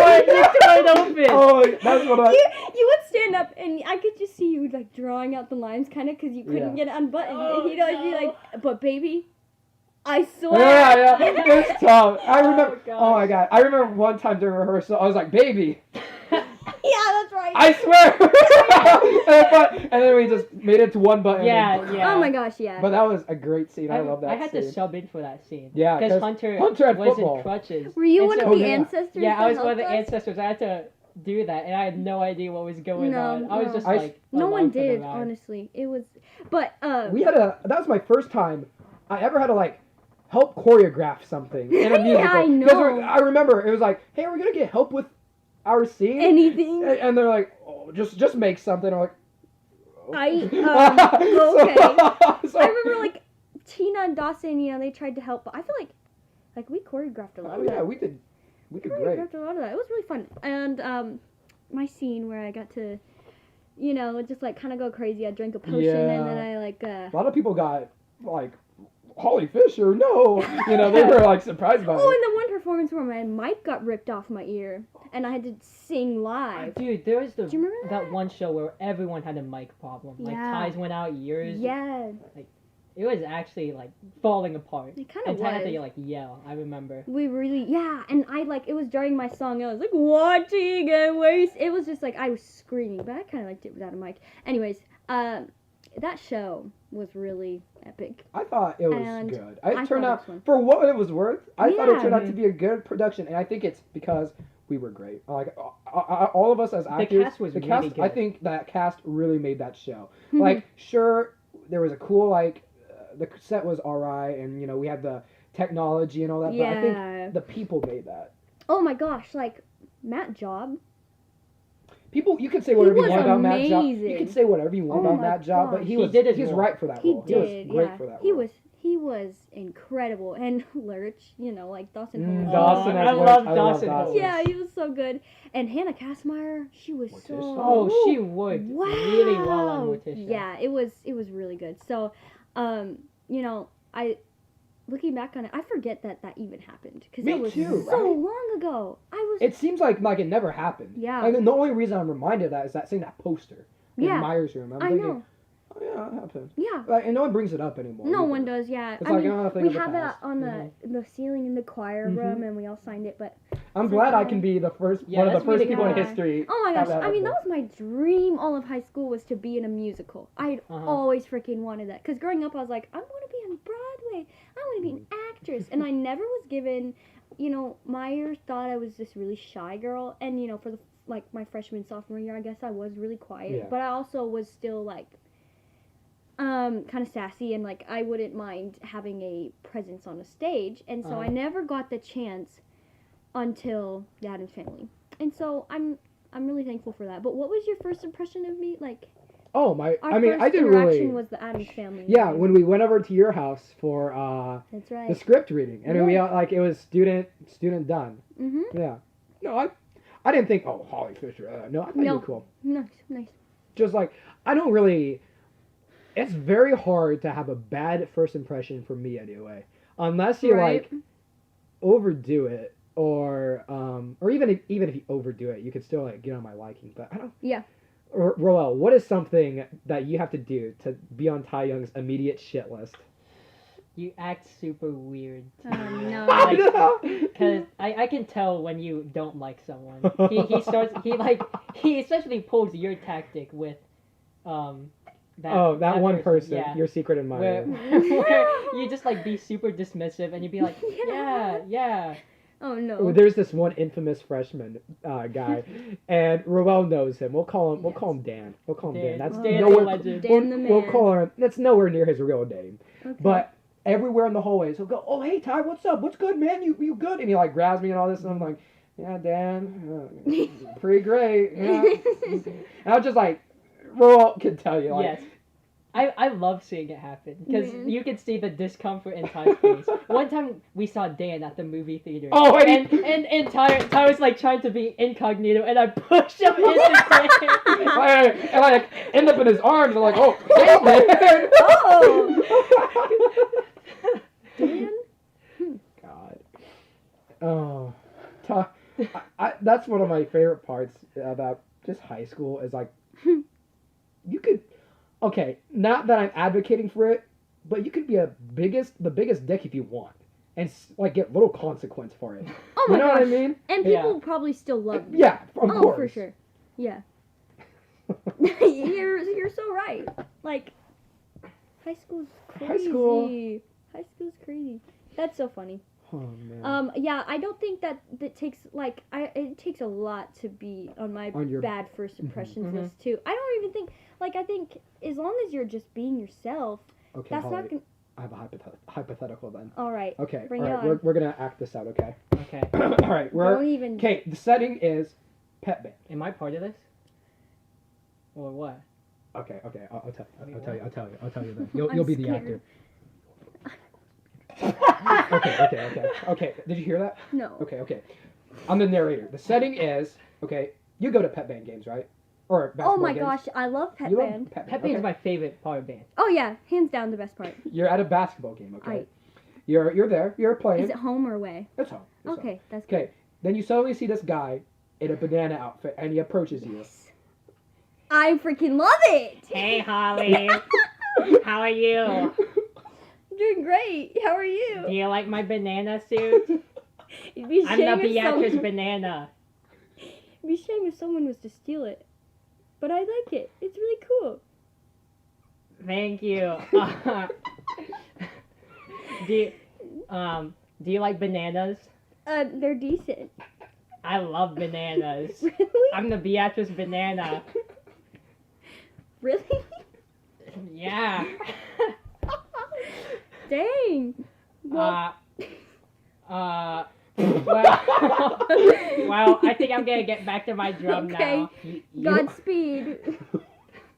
What was your first I impression? thought that he was very funny and that he wasn't ashamed to put himself out there. Okay. Really? Okay. Right, so Is get that it- really what you think? Yeah. Okay, the Banana Man is a great thing. We need a meme. What were your thoughts when he got so upset about when he lost his banana outfit? Oh, I was all for it. I was all for it. I would have put posters up all around the school just because Oh, I well. love to I love it when people like they're so invested in something that's so dumb. I will push that to like I will go there with them because I just think that's so much fun. And it's so like, what else do you do in life if you don't just like meme around the whole time? I think it's kind of fun, but I just God rest the banana costume. I mean, he got it back. He didn't did? He did, Yeah, yeah. I think, yeah, he did. Oh my god. But it was after like the championship. Oh, but he got so. super mad. Yeah, he was pissed. Yeah, because he was He running was a late. bit sad. He was like running late to pep band, and the person who like took it in the first place, they hung it up so that he'd be able to get it for the championship. But since he was running late, he didn't go into the building. Oh my god. Oh, And then he saw it when we got. I back remember home. No. Ashton Barber that he walked in after the game. Mhm. And I was like, hey, the banana suit's here, Bodie. And he grabbed it Oh and my flipped off. God. Like, everyone walked out. Ah, yes. Ooh. Yeah. You know, that's a good first impression. You know, I think a bad one is when people are full of themselves, and I can tell it. Okay. So, Okay. So, if you got a problem okay, with pride, okay. just don't talk to me. all right, Holly, here's a new setting, okay? Oh, no. You're at a college. I wouldn't call it a party by any means. Like, this Alright. isn't like a rave or anything, but, you know, it's a casual party. A you know. getting Like, together. It's an orientation, okay. Mm-hmm. Okay. Hey, how are you? I'm Ike. How are you? I'm fantastic. You're pretty hot, and I'm hot. Thank you. Yeah. You Nice. wanna go out sometime? Check out my six pack. No, but thank you. What? I'll have you know, I'm the quarterback for the basketball team. Do you even know me? And you're a Hey! jerk. Look in my eyes when I'm talking to you, babe. Okay, so, no. No, not a good first Goodbye. impression. I would rather jump out a window than talk to that idiot. But, Oh shit. but you know, like a short window, and there's a trampoline at the bottom. But no, that's So a that's bad the type first of impression. person. That's Okay. a bad Okay, one. That okay. is a very bad one. Or I might meme with it. Okay, I might be like, "Are you sure it's only 6? I bet it's 8." And they'd be like, "Oh my God. And he gosh." starts taking off his shirt. Oh yeah, look at it. Be like, "You should go find a bathroom so you can look at it in the mirror," and then he can get away from me, and I'd be like, "Thank God." So yeah, that's how I so hope you I- meet someone yeah, like that. I doing really now. no, I can't wait for it. I love that. There's got to be some like testosterone pumped Oh, dude. for sure. Oh there, yeah, and For sure. I'm very thankful. I think in high school a lot of those people avoid me, like a lot of those like Mhm. cocky jockey boys. They just never talk to me. Well, not one. Oh yes. I don't know. But yeah, no. That's a bad one. That's a bad. Okay. Yeah. I think we found. We found Or I if like it's a the girl limits. that will walk Yeah. up to me and they're like, "OMG, did you hear about that one person?"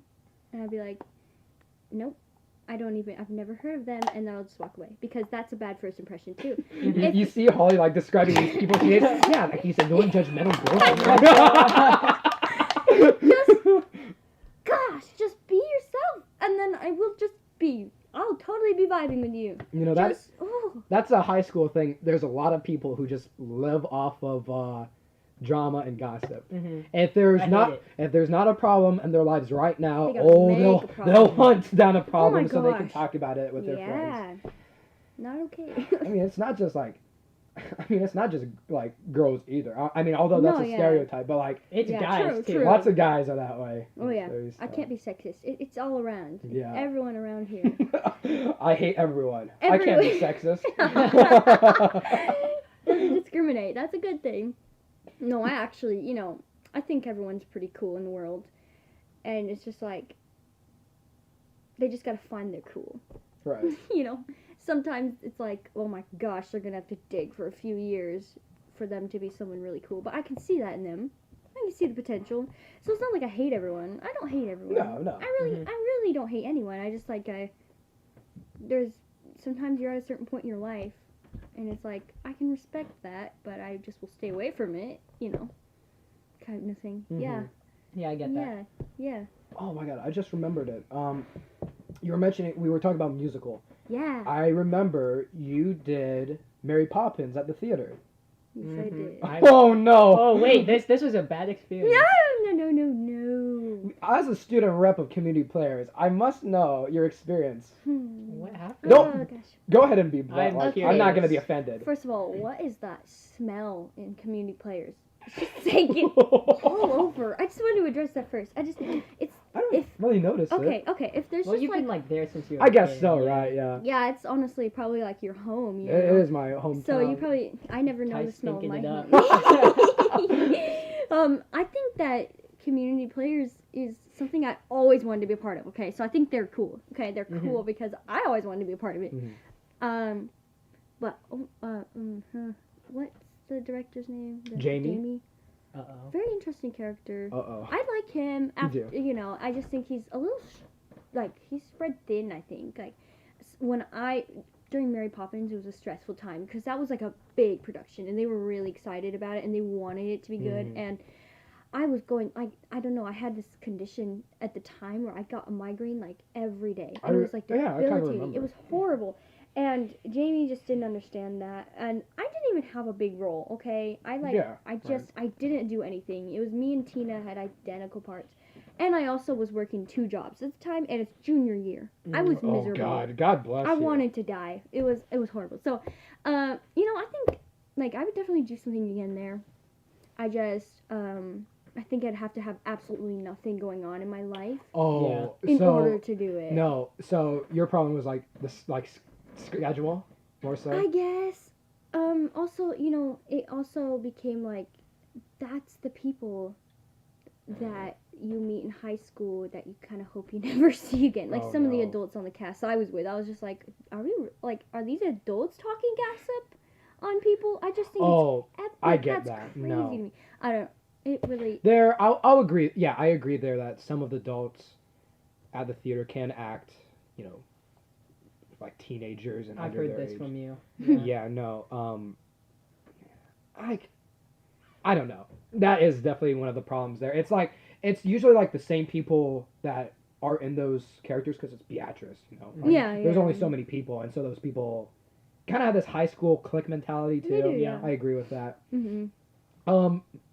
I really never had the thing with I love Jamie. Jamie's been a great director, and he's been a good person to me, and we communicate well. Yeah. So I get that because Jamie can get super stressed. I can get that, but what else? I'd say my problem with community players though, is just like when I did the Christmas show at the theater. So you know this. Every night it's 7 to 10. Every day. It gets strenuous, especially if you have a test or you just got done with, or you have if you're in show choir season. Oh my God. My gosh. Then that's so hard to juggle all that and homework every day with Mick. I remember CHI, when we went to CHI, we had to wake up to some ludicrous time, and I requested, hey, can I go home before 10? Because I needed sleep. Seriously? And they're like, oh, okay, we'll see. This wasn't Jamie or Tyler at the time, it was a guest director. And It was 9:50 when they let me out. It's that scheduling. It's just like the long hours every night. We didn't even do that for the Addams Family. This isn't even like a theater problem. It's like a school problem, where extracurricular problem, where every teacher and every coach and every director thinks that this one activity is your whole life. But excuse me, I mean, concert, choir, band. This is awesome marching band season. Choir. We have choir performances. We got limited edition coming up. We're literally going to CHI 5 hours from now. Yeah. Like, my whole world does not revolve around this activity. I love it. Don't get me wrong. I'll do anything for this activity. But please respect my mental health. Yeah. I know, like, some people quit marching band because, like, they felt like, they had tennis and they had homework and they had to go talk to these teachers because they had no other time to talk to these teachers because after school, what are they doing? They're playing tennis. And then what are they doing in the morning? Oh, marching band. So you have to sacrifice something. Yeah. And people thought that the coaches and directors were being very accommodating to them. So they sacrificed marching band. I thought it was like crazy how, like you said, they think that's your entire life, but you have all these other things. Also, even if you don't have something else like to do, you should have time to yourself every day. Of course. And people forget that. Yeah, you need time to decompress. And I don't care how extroverted you are. Like, I'm an extrovert, but I need my time, like, just to hear my thoughts. How am I feeling? Like, how am I doing? I need time to go through my schoolwork and prepare for the things I have to do. And I remember during the marching band season, like, if I was stressed out about, like, class with Mink, I could never go in and talk to her.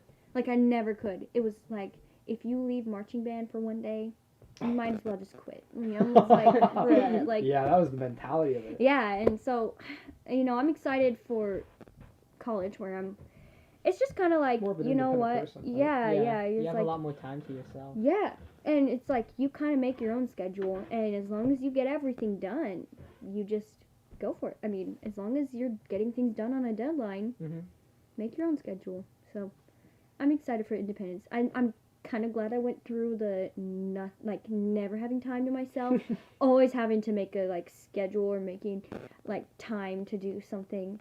And then also having the grace with myself to be like, you know what?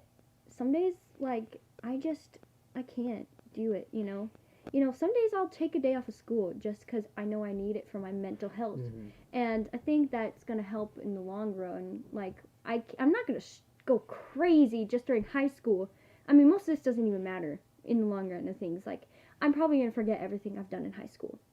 Yeah. And I don't want to, stress myself out over it if it's not going to matter in the long run. I want to, make healthy habits that I can take with me to college or my real life. I think one thing that I'm really scared about post-high school is that, once I'm transferred from Lewiston, oh, God, I made the mistake of not telling anyone that I was transferring because I was so worried about what they would think. That was a mistake because I broke off a lot of relationships with people, and people thought I was just doing it because I was an asshole and I just wanted to move on. But really, I was scared about what they would think. And in a way, I kind of conditioned myself to be kind of a dick to these people as I transferred to a new school as a because I thought it was a new beginning and I want to leave this stuff in the past, burn the bridge.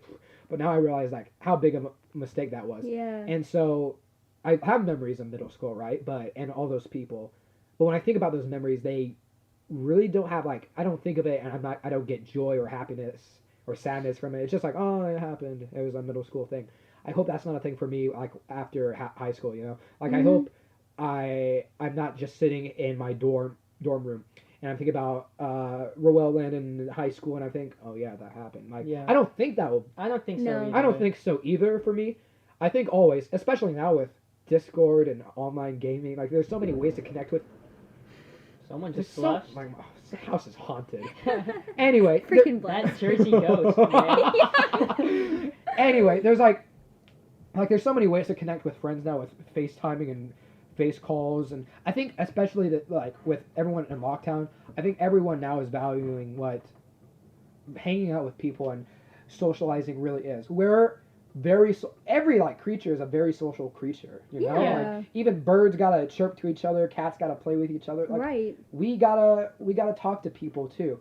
So for this lockdown, I know for me, just waking up in the same bed, having like a 3 a.m. sleep schedule, waking up at 12 and like getting the motivation to do something. Right now, I just feel like I'm just living to get this over, like this phase of my life over with. Like I'm not living to enjoy life. I'm living life so I can enjoy something else in life, and I hate that. Mm-hmm. Yeah. I'm just waiting for Donald Trump I'm waiting for Donald Trump to get on the podium and say, "Ladies and gentlemen, we have killed Corona," and we all it's go time, and everyone just run. Oh my gosh, that will be the day. But it's also like making the most of each day in quarantine. Right. So I'm like, I keep thinking about it. I'm like, you know what? I'm never gonna have a time in my life again where I have nothing to do. I mean, besides school, you know, whatever. I still don't do that. Like, but when there's a time in my life where I have no obligations, I don't have work right now. I don't have school. I don't have like friends I have to go hang with. So it's kind of cool.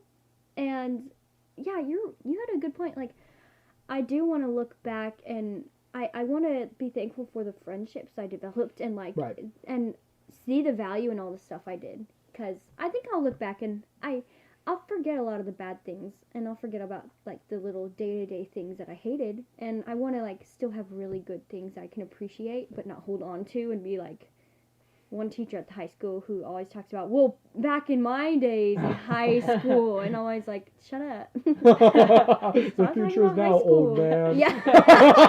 Just get it over with. Yeah, you're right.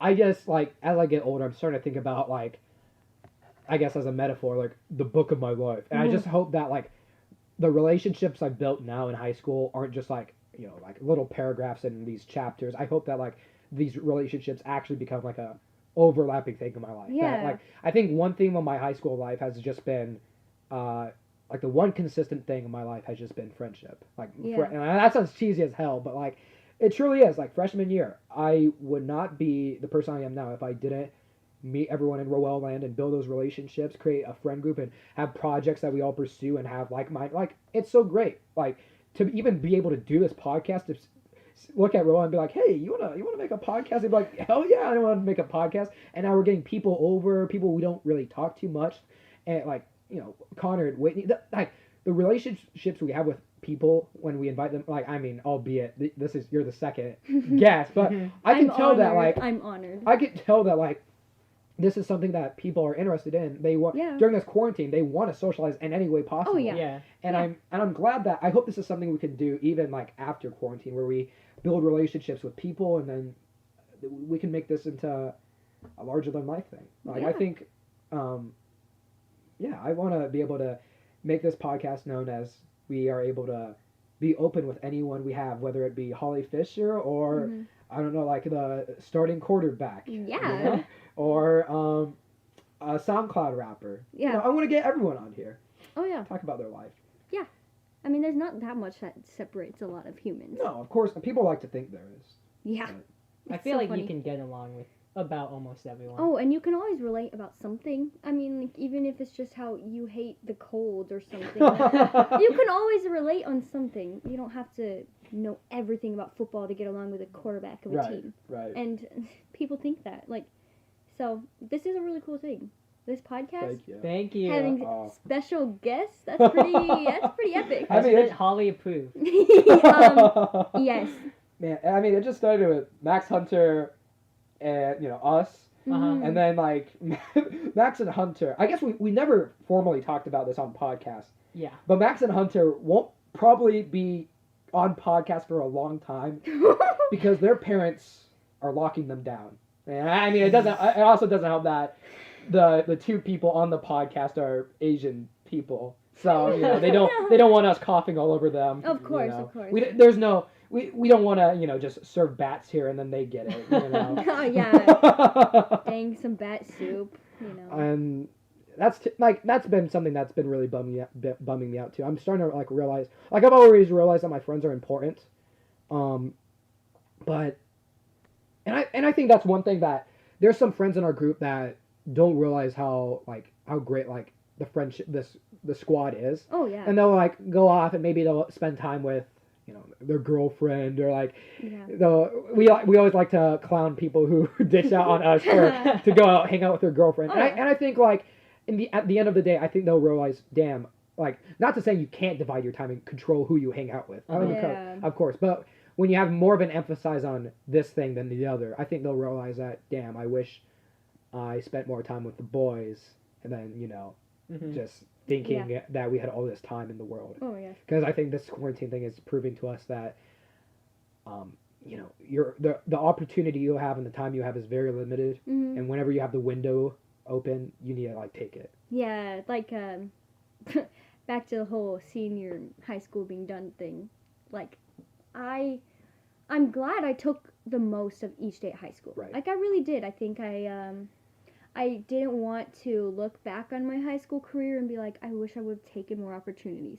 So I tried taking as many opportunities as I could. And I tried reaching out to a lot of people.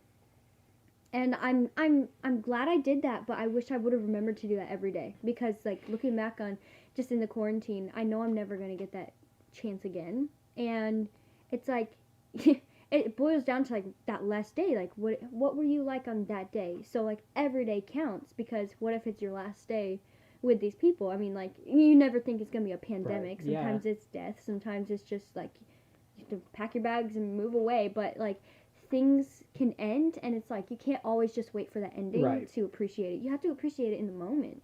Like with your guys' crew, I think that's really cool. I would appreciate it. And like I have my own little crew. We call ourselves Holly's Tea or something. It's really cool. We play board games at my house, and my mom is our mascot. It's amazing. Leanne. But you have your own Roel land. Yeah, we do. I feel like everyone has epic.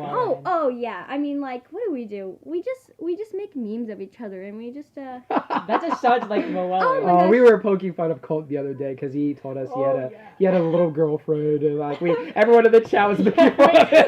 And like on his Instagram, the only people who commented were girls. Including you. What you on that? I told you know what?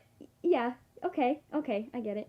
But it's fun to meme with them. It is fun that's to meme what with it's your like. friends. Having a friend group where you can do that is cool.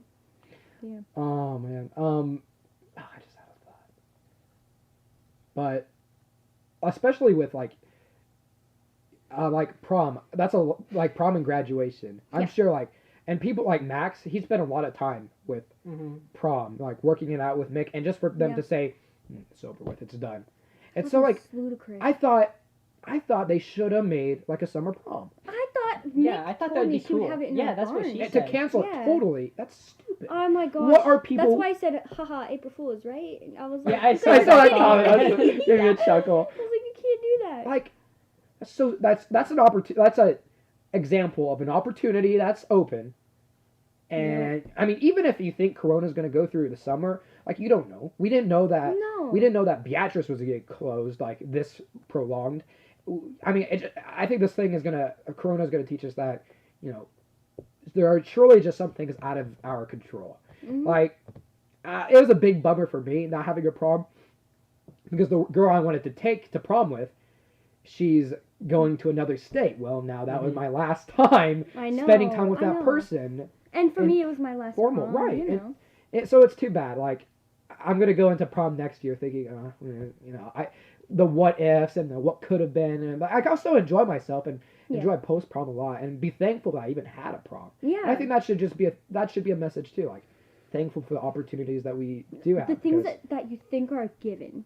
Yeah, I mean, they could be taken. What's away. a given for us is prom, graduation, where it's a law to be educated. I mean, in third world countries, they don't get prom or graduation. It kind of humbles you. Choir concert. They don't get a Sloan Iowa for 3 hours. Iowa. The relativity of bad for us going to Sloan Iowa, I know. where like a kid of a third world country, well, he's working hard on a farm every day to feed his family. I mean, I'll take going to Sloan every day and try to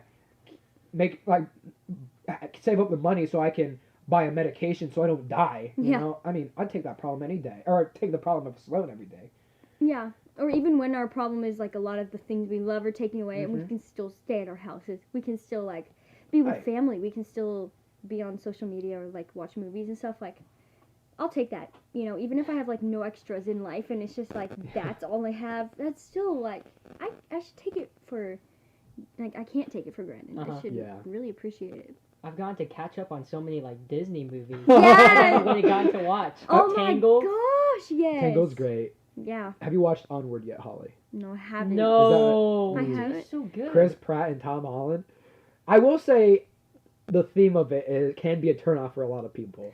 Like the fantasy thing, you know? But it's like so good. Was it animated? It's animated. I think that's kind of why I didn't care about it. I was like, oh, really? I don't know why. You don't like animated? No, I do like animated. I just thought that, you know, they were so epic in like these real action movies and they're doing like an animated movie. I thought it was just for little kids, I guess. Yeah. I should watch it though. Is it on Disney Plus? Yeah, it's on Disney Plus. It's, I mean, the message behind it, it kind of hit hard for me. I cried. Really? Yeah. Is it like Big Hero 6 kind of? Not on that type of message. Okay. It's more has to do with family. And like, it basically the message is spending time with those loved ones when you have the time and not always like wasting that time and like family, like it has a lot to do with siblings and like cooperating, knowing your differences. Because like the main characters, it's a super nerdy guy, Tom Holland, and then it's the super like extroverted like I guess like I don't want to say what's the word for him? What do you mean? For Chris Pratt's character. Well, he was also a big nerd because he was like. They're both nerds, but like the way they went about their passion and how they like both united and it was really nice. I'd recommend it if you can get past the whole like Dungeons and Dragons theme. Oh no, I like, can definitely. Oh yeah, I know some people I grew up with Lord of the Rings. Like that's all I watched growing up. I love fantasy. With my sister. Yeah, fantasy's great. That's like it was either fantasy or historical books that I read growing up. But there has been a lot of things I've been able to catch up on, like well, kind of some reading, but like reading my Bible, watching Lord of the Rings again, and like watching all the old Disney movies. Tangled for sure. I mean, that's like. It's creepy how much we can relate to it now. Like, I need to rewatch Tangled. I never knew it was such a good movie. Oh, it's one of the better films, like best. Oh my gosh, it's so amazing. I mean, like I have to watch it like 5 times a year. I love it. And then what else have I caught up on like movie-wise? It's so Netflix has a lot of good movies right now. They like do. A lot of blockbusters. I don't know if you've There's ever Inception. Inception. I haven't seen it. Watch it. It's has Leonardo DiCaprio in it, and it's basically about how there's this. It's about how. It's this world where there's a lot of corporate espionage, but they enter through the dreams of other people. They're called extractors. They go into other people's head, and there's like a safe of information, and they plant stuff and take that information out. You know, basically. So like, if there's an heir to a business, they could plant an idea in their head where they split up the company or they give someone else the company, and they could do that. It's a really cool. And the ending. Netflix. It's on Netflix. Yeah. The ending has been discussed for years, and it's by Christopher Nolan. Christopher Nolan's a great director. He made the Batman films and then Inception, Okay. Marvel films. That's oh my gosh, my entire childhood.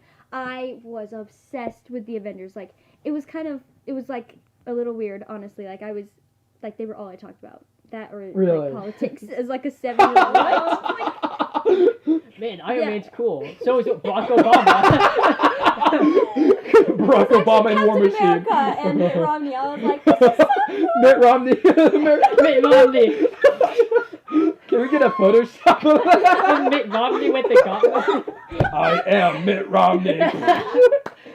Please do it. Oh my gosh, like even to this day I have like 10 Captain America action figures. Oh I have my like God. pillows. You were a big fan. Oh yeah, no, I wasn't like a fan. Like that was a lifestyle. What you is have to understand. What is the nerdiest Avengers trivia you could say right now? Like trivia question? Oh no! I mean like just like random thing. Random fact that you know about the Avengers. Well, I don't really know if there's like a random fact I could have. I know one unpopular opinion I have about it. Okay, is that I thought like Captain America, the first Avenger, was my favorite movie of the like all the Captain America movies. Really? Yeah, I don't know. It's not that one, the Winter Soldier. Yeah, no, I don't like. You don't like that? No, That's like the revered one. I just think like I just love seeing him go from like this guy who was That's like true. just nothing, and then he just like boom. And I also thought him and like his love story with Meg was so cute, and then how he had to die. I loved the tragic ending like that. I can see that. Okay, I just like I'm an OG person. Usually like the OG thing, I just love that. I don't know. I don't know why. It's kind of one of my favorite films is probably like or for Marvel is like the Iron Man movies. Like even Iron Man 1 through 3. I mean, they're not the greatest movies ever made by Marvel, but they are very fun. Just seeing Iron Man get into like his, the suit and just blasting people. That's the funnest shit. Yeah. Yes. Yeah. The humble beginnings, and then anything from there on out is pretty cool. But seeing Infinity War and Endgame also like on the screen with all my friends, that was a great experience too. It really was. What was your experience with? Let's just say Endgame. Did you cry? No, I didn't. Oh, you did? I did not cry. I don't know. I just felt like... Did you scream in the movie theater? Okay. Oh, I bet I could say which scene it was. What? When he got the hammer. Yeah. Oh my God. I screamed. I was like, yeah! That's probably you, I heard. I think everyone afterwards started going in, but I was just like, yeah! And then that freaking blew my mind. Oh my God. I remember when I watched watched Endgame. It's so funny. Every time that scene played, doesn't matter the day, someone in the audience inevitably would go, yeah! And it's like, it's one of the best. That movie has so many good moments. Yeah. The portal scene is it's famous. The Mjolnir scene. That was crazy. Yeah, the portal scene was insane. Yeah. But yeah, that hammer scene. Oh my gosh. Okay, but I also just love the ending when it shows Meg and Captain America. They finally got their dance. I was just like, okay, that was cute. I can leave now. I'm Old Man Cap. Cap.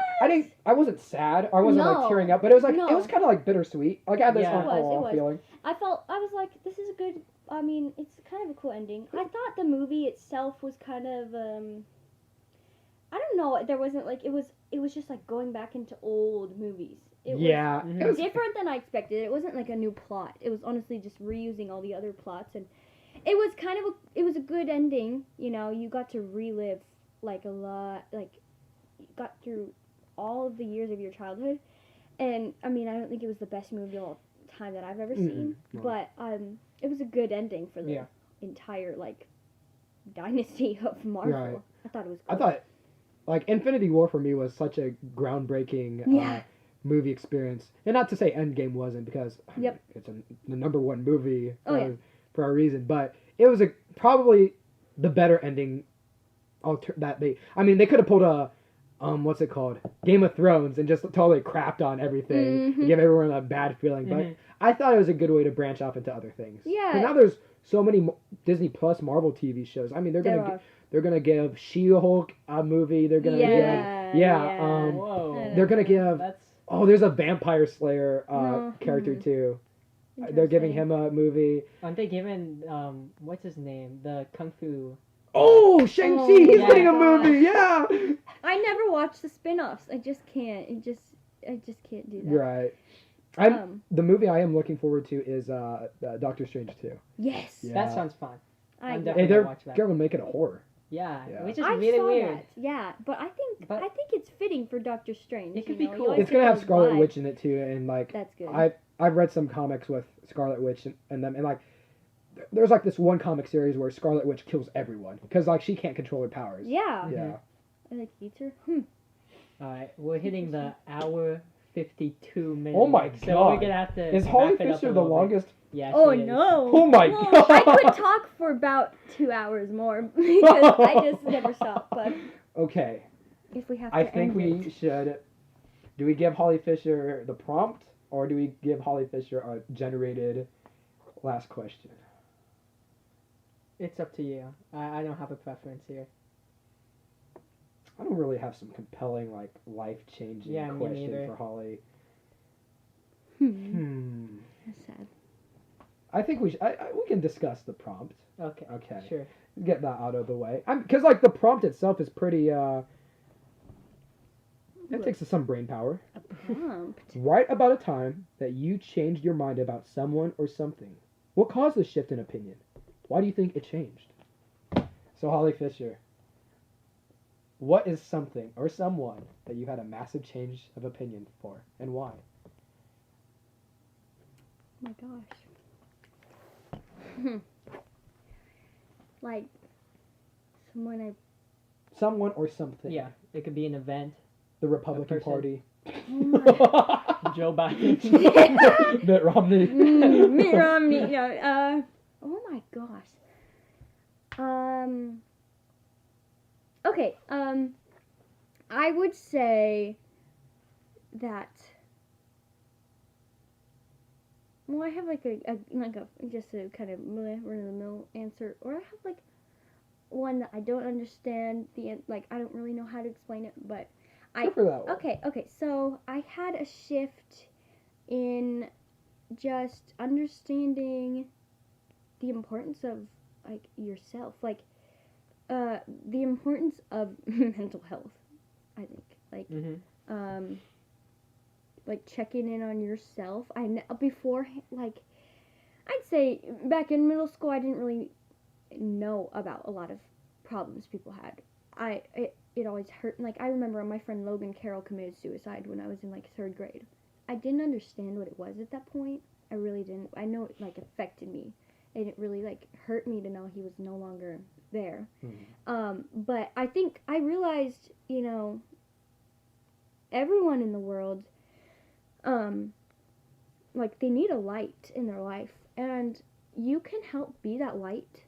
And for me, I know God is that light for me, and I didn't always realize that. I didn't realize that, like, there's someone that created me, and I'm, like, supposed to respect myself. I'm supposed to respect, like, who I am and my body and everything about me that makes me me.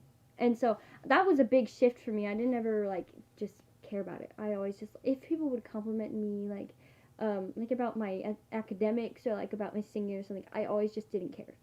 And then I realized, like, it's okay to, like, be okay with yourself and, like, to accept yourself and to check on yourself, too, though, when you're not doing okay. So that was a nice shift in my mind, and it grew in high school, like it evolved, but the shift took place in middle school, I'd say. And then a person, Donald Trump. Oh my gosh, I hated him so much at the beginning. Really? Oh my gosh, I could not get over him. Like, he always talked like a 3rd grader, and he would slander all these people, and I was like, these are lame insults anyways. Like, why do you keep doing that? But, after a while, I was like, he values a lot of things I value. And also, I do actually respect him, now that he's become our president. I would have voted for him in 2016. I definitely would have voted for him. And I started to like him, like, around election time. But for a while at the beginning, I was like, he's a joke. I think I liked Marco Rubio a lot. I really liked Marco Rubio. Yeah. I'm surprised he didn't get further. I am too, actually. I'm very surprised. That primary was kind of a joke, TBH. Yeah, no, Jeb Bush, he was like, oh my gosh. Poor Jeb Bush. It hurt me so much to just look at Jeb. Yeah. Kind of like with Bernie, I was always just like, you're doomed. Oh you God. Keep trying. At least with Jeb, he has more years going, but with Bernie, it's sad for Bernard Sanders he to. Can't. Because can't go back he's knocking on that door. Yeah. Grim Reaper's if he gets corona. That's what I thought that was going to happen. Like, I thought, they travel so much. Joe and Bernie are going to get corona. And then Tulsi Gabbard rise from the ashes. I love Tulsi Gabbard. Me too. I love Tulsi Gabbard. Oh my gosh. If, honestly, I would not have minded if she had, become president. Neither. I think I would have preferred Trump, but I just thought she was amazing. And I loved her viewpoints. She was, she's a Democrat, but she's not, I'm going to join in on all the Democrat narrative. Yeah. And just because you're a part of a party doesn't mean you should completely buy into their, ideology. Form your own, and then just go with the one that's most like you. It's kind of like on a test when you, get 48 as the answer, and the option choices are 100, 150, 2,000, and, 10. You're like, well, it was closest to the 10, so it's like, just go with the party that you agree most with, but have your own just values and identity, you know. That's what Hunter Weirich said about Tulsi Gabbard. Really? Is that he respected Tulsi. See, this is like the problem. There's candidates Republicans would have voted for. And then they got Joe Biden. I know. Like, I would never vote for Joe Biden. No, not even some Democrats would vote for Joe Biden. Okay, it's like Hamilton. Okay, in the musical. Okay, I haven't watched Hamilton. Okay. Oh no! that arrow of disrespect. No judgment, but. Roel, have you seen Hamilton? You heard it ever? Okay, I could sing, rap, do any, like, I could do the entire thing, but. Yeah, it's not something I'm like entirely proud of. Yeah, because a lot of the Hamilton fans are a little. Like a lot psycho, but I love Hamilton. But okay. Did you see him at the Hamilton at? No, I didn't. Oh, I never got to. Cole Miller did it. I hated Cole. I hated it. What was I gonna say? Oh, okay. So it was like, Hamilton endorsed Thomas Jefferson instead of Aaron Burr. And Aaron Burr was like, why didn't you endorse me? Like, you don't even agree with anything Thomas Jefferson believes. And Hamilton was like, because you don't stand for anything. Like, you will just do what people want you to do. You don't have your own beliefs. And so, like, I know at least Thomas Jefferson, he knows what he believes, and he's gonna stick by that. And I mean, like, if you know what you believe is kind of crazy and you're still sticking to that, I'm still not gonna vote for you. But like, it's better than, I feel like Joe Biden's someone that, does he really think that Trump was xenophobic for closing the borders, or was he just really saying that to like feed to these woke people that are psycho? I'm pretty sure it was the latter, but I'm not sure. Therefore, I would never vote for someone that's so shifty like that. You know, I want something like, I like Trump because I know that he will just like go with what he thinks, kind of. Yeah. No matter what backlash he's gonna get, because he'll get backlash either way. So I think I like that about him. It's changed a lot. Okay, it's changed. I like that message. Yeah, that's a good answer. Is Hamilton sad? Because I don't want to get sad. No. Okay, good. Okay. Oh my gosh, there's some songs in it that are so sad. No, it's good. It's The fun, and it's the ending is kind of sad, but he lived a full life. I don't know why you don't like being sad, man, for movies. Yeah, I don't like it. Sad. It's my favorite part. I like being sad. I don't know. Yeah, I just like. Tragedy is so crazy to me. Oh my gosh, like as a kid, okay, we're talking so much, but as a kid, I studied the Holocaust and the Titanic and Pompeii. Really? Oh my gosh, I was obsessed with it because I love the like tragedy part of it, and how. I'm not really familiar with Pompeii, if I'm being honest. Okay, it's like Mount Vesuvius, yeah. It erupted and it killed all. Oh the no, people, now they I couldn't. am. Yeah, you know okay, that. Yeah, like Bastille has that song like. About Pompeii. Oh yeah, was it? Yeah. Yeah. Nice. Yeah. So I just liked studying tragedies. I don't know why, but I don't know. I guess when I don't watch think Hamilton's exactly a tragedy. Like when I watch a sad movie or a movie at all, I think like my mind relates a lot of the stuff that happens in that movie. It's been like it's this like, not to sound like an arrogant asshole, but like I guess it's the actor training in me. Like I get a script. And I'm supposed to empathize with this stuff that's on the script so I can like better authenticate the events in a script to my mind. And so when I'm watching a movie and I know something sad's gonna happen, I empathize that with like something that's happened in my past, and I get real upset about that. I get upset. Yeah. If it's a movie that I don't expect it's fine because I like that emotion. But if I know I'm gonna get sad, I'd rather watch Monty Python and have a good show, you know? Yeah. I get that, and I think I do that too. But I really love feeling sad sometimes. Okay, not in like I get not that. in No. like a, Yeah, I like because it too. I'm emo, and I like. No. No, it's like it's a cool emotion. Someone made an analogy that crying was like throwing up, and I'm like, dude, never in my life have I ever I said I disagreed. Like, no. Crying and throwing up are not like the same thing, because when I throw up, I'm dreading it. I hate it when it happens. It's not I feel good like that it's over with, but then I'm dreading like, oh god, is it gonna happen again? But with crying, it's just like it's such a release, like an emotion. It's like it's like punching a wall when you're mad. Yeah. Except it's not as destructive. It's like I've never done it, but crying probably helps a lot. It's a good, especially like there are times when I like hold back like a lot of stress and I hold back a lot of like irrational thoughts, and I just like let it out. It's healthy. Yeah, sweet release of emotions. You sound like a robot.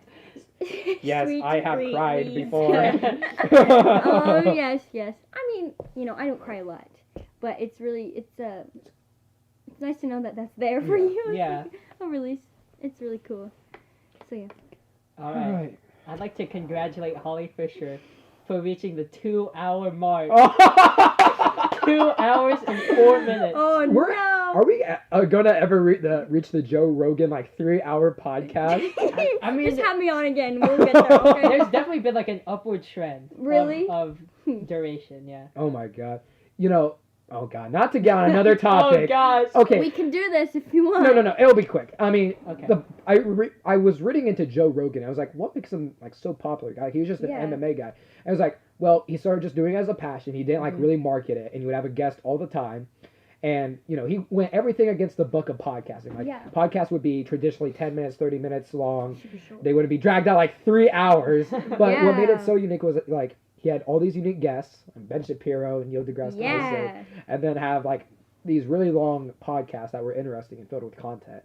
Yeah. I'm like, okay, I finished my first Joe Rogan podcast with Neil deGrasse Tyson the other day. It's nice. Wow. Yeah, I never make it to the end of them. Never do. I watch what I do is I watch the highlight clips, and That's what I do. Yeah, I watch the highlight clips, and then if I'm really interested in that video. So there was a highlight clip of Neil deGrasse Tyson talking about how ineffective flying cars would be. And I'm like, I like Neil deGrasse Tyson, so I watch that 3 hours. And usually I'm doing something else. Of course, like playing a video game, or like I'm typing a paper. It's nice. Yeah. Shout out Robinson. Yeah. What a queen. Well, what's the exact time we have right now? 2 hours, 5 minutes. 2 minutes? 40 seconds. All right. Well.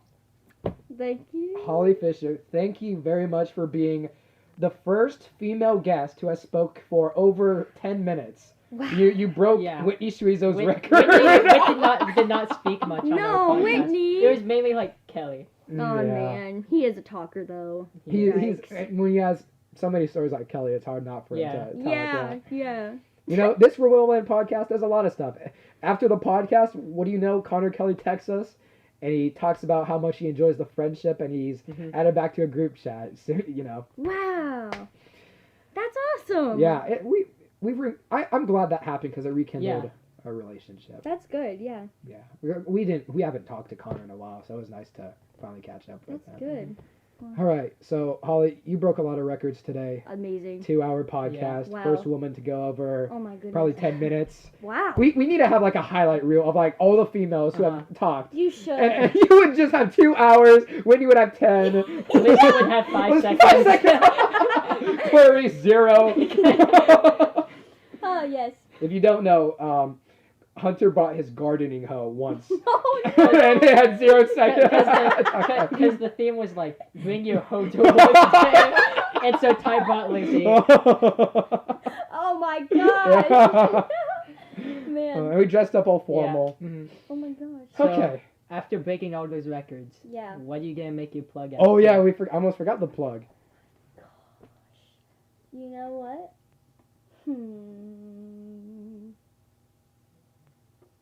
Can I just make my plug to America? Sure. Hell yeah! This one's for you, America. God bless the USA. We are fighters. We're resilient. We can do this. You know what? Just do the social distancing for a little while longer, and I swear I will throw the biggest party ever for everyone. There will be a prom. I will throw a prom. Especially shout out to you, BHS. I'll throw a prom. For not a lot of people, but you know what? You'll only the shout cool out people. to you. Only the cool people. Guest list. There will be a bouncer outside Holly's house and be like, "Hey, I'm trying to party, bro." You're not on the list. You're not on the list. Will Welland be on the list? What? Will Welland be on the list? Yes, of course. Oh my goodness. Let's go. Yes. God bless the USA. Holly Fischer, thank you so much for being our guest. Yeah. Thank you to the listener for listening this much, and Mrs. Robinson, thank you so much for listening. Yes. Once again, be safe, pray, be thankful for every memory you got because you're never sure what will happen. Mm-hmm. All right. Amen. Good night, guys. Good night. Peace.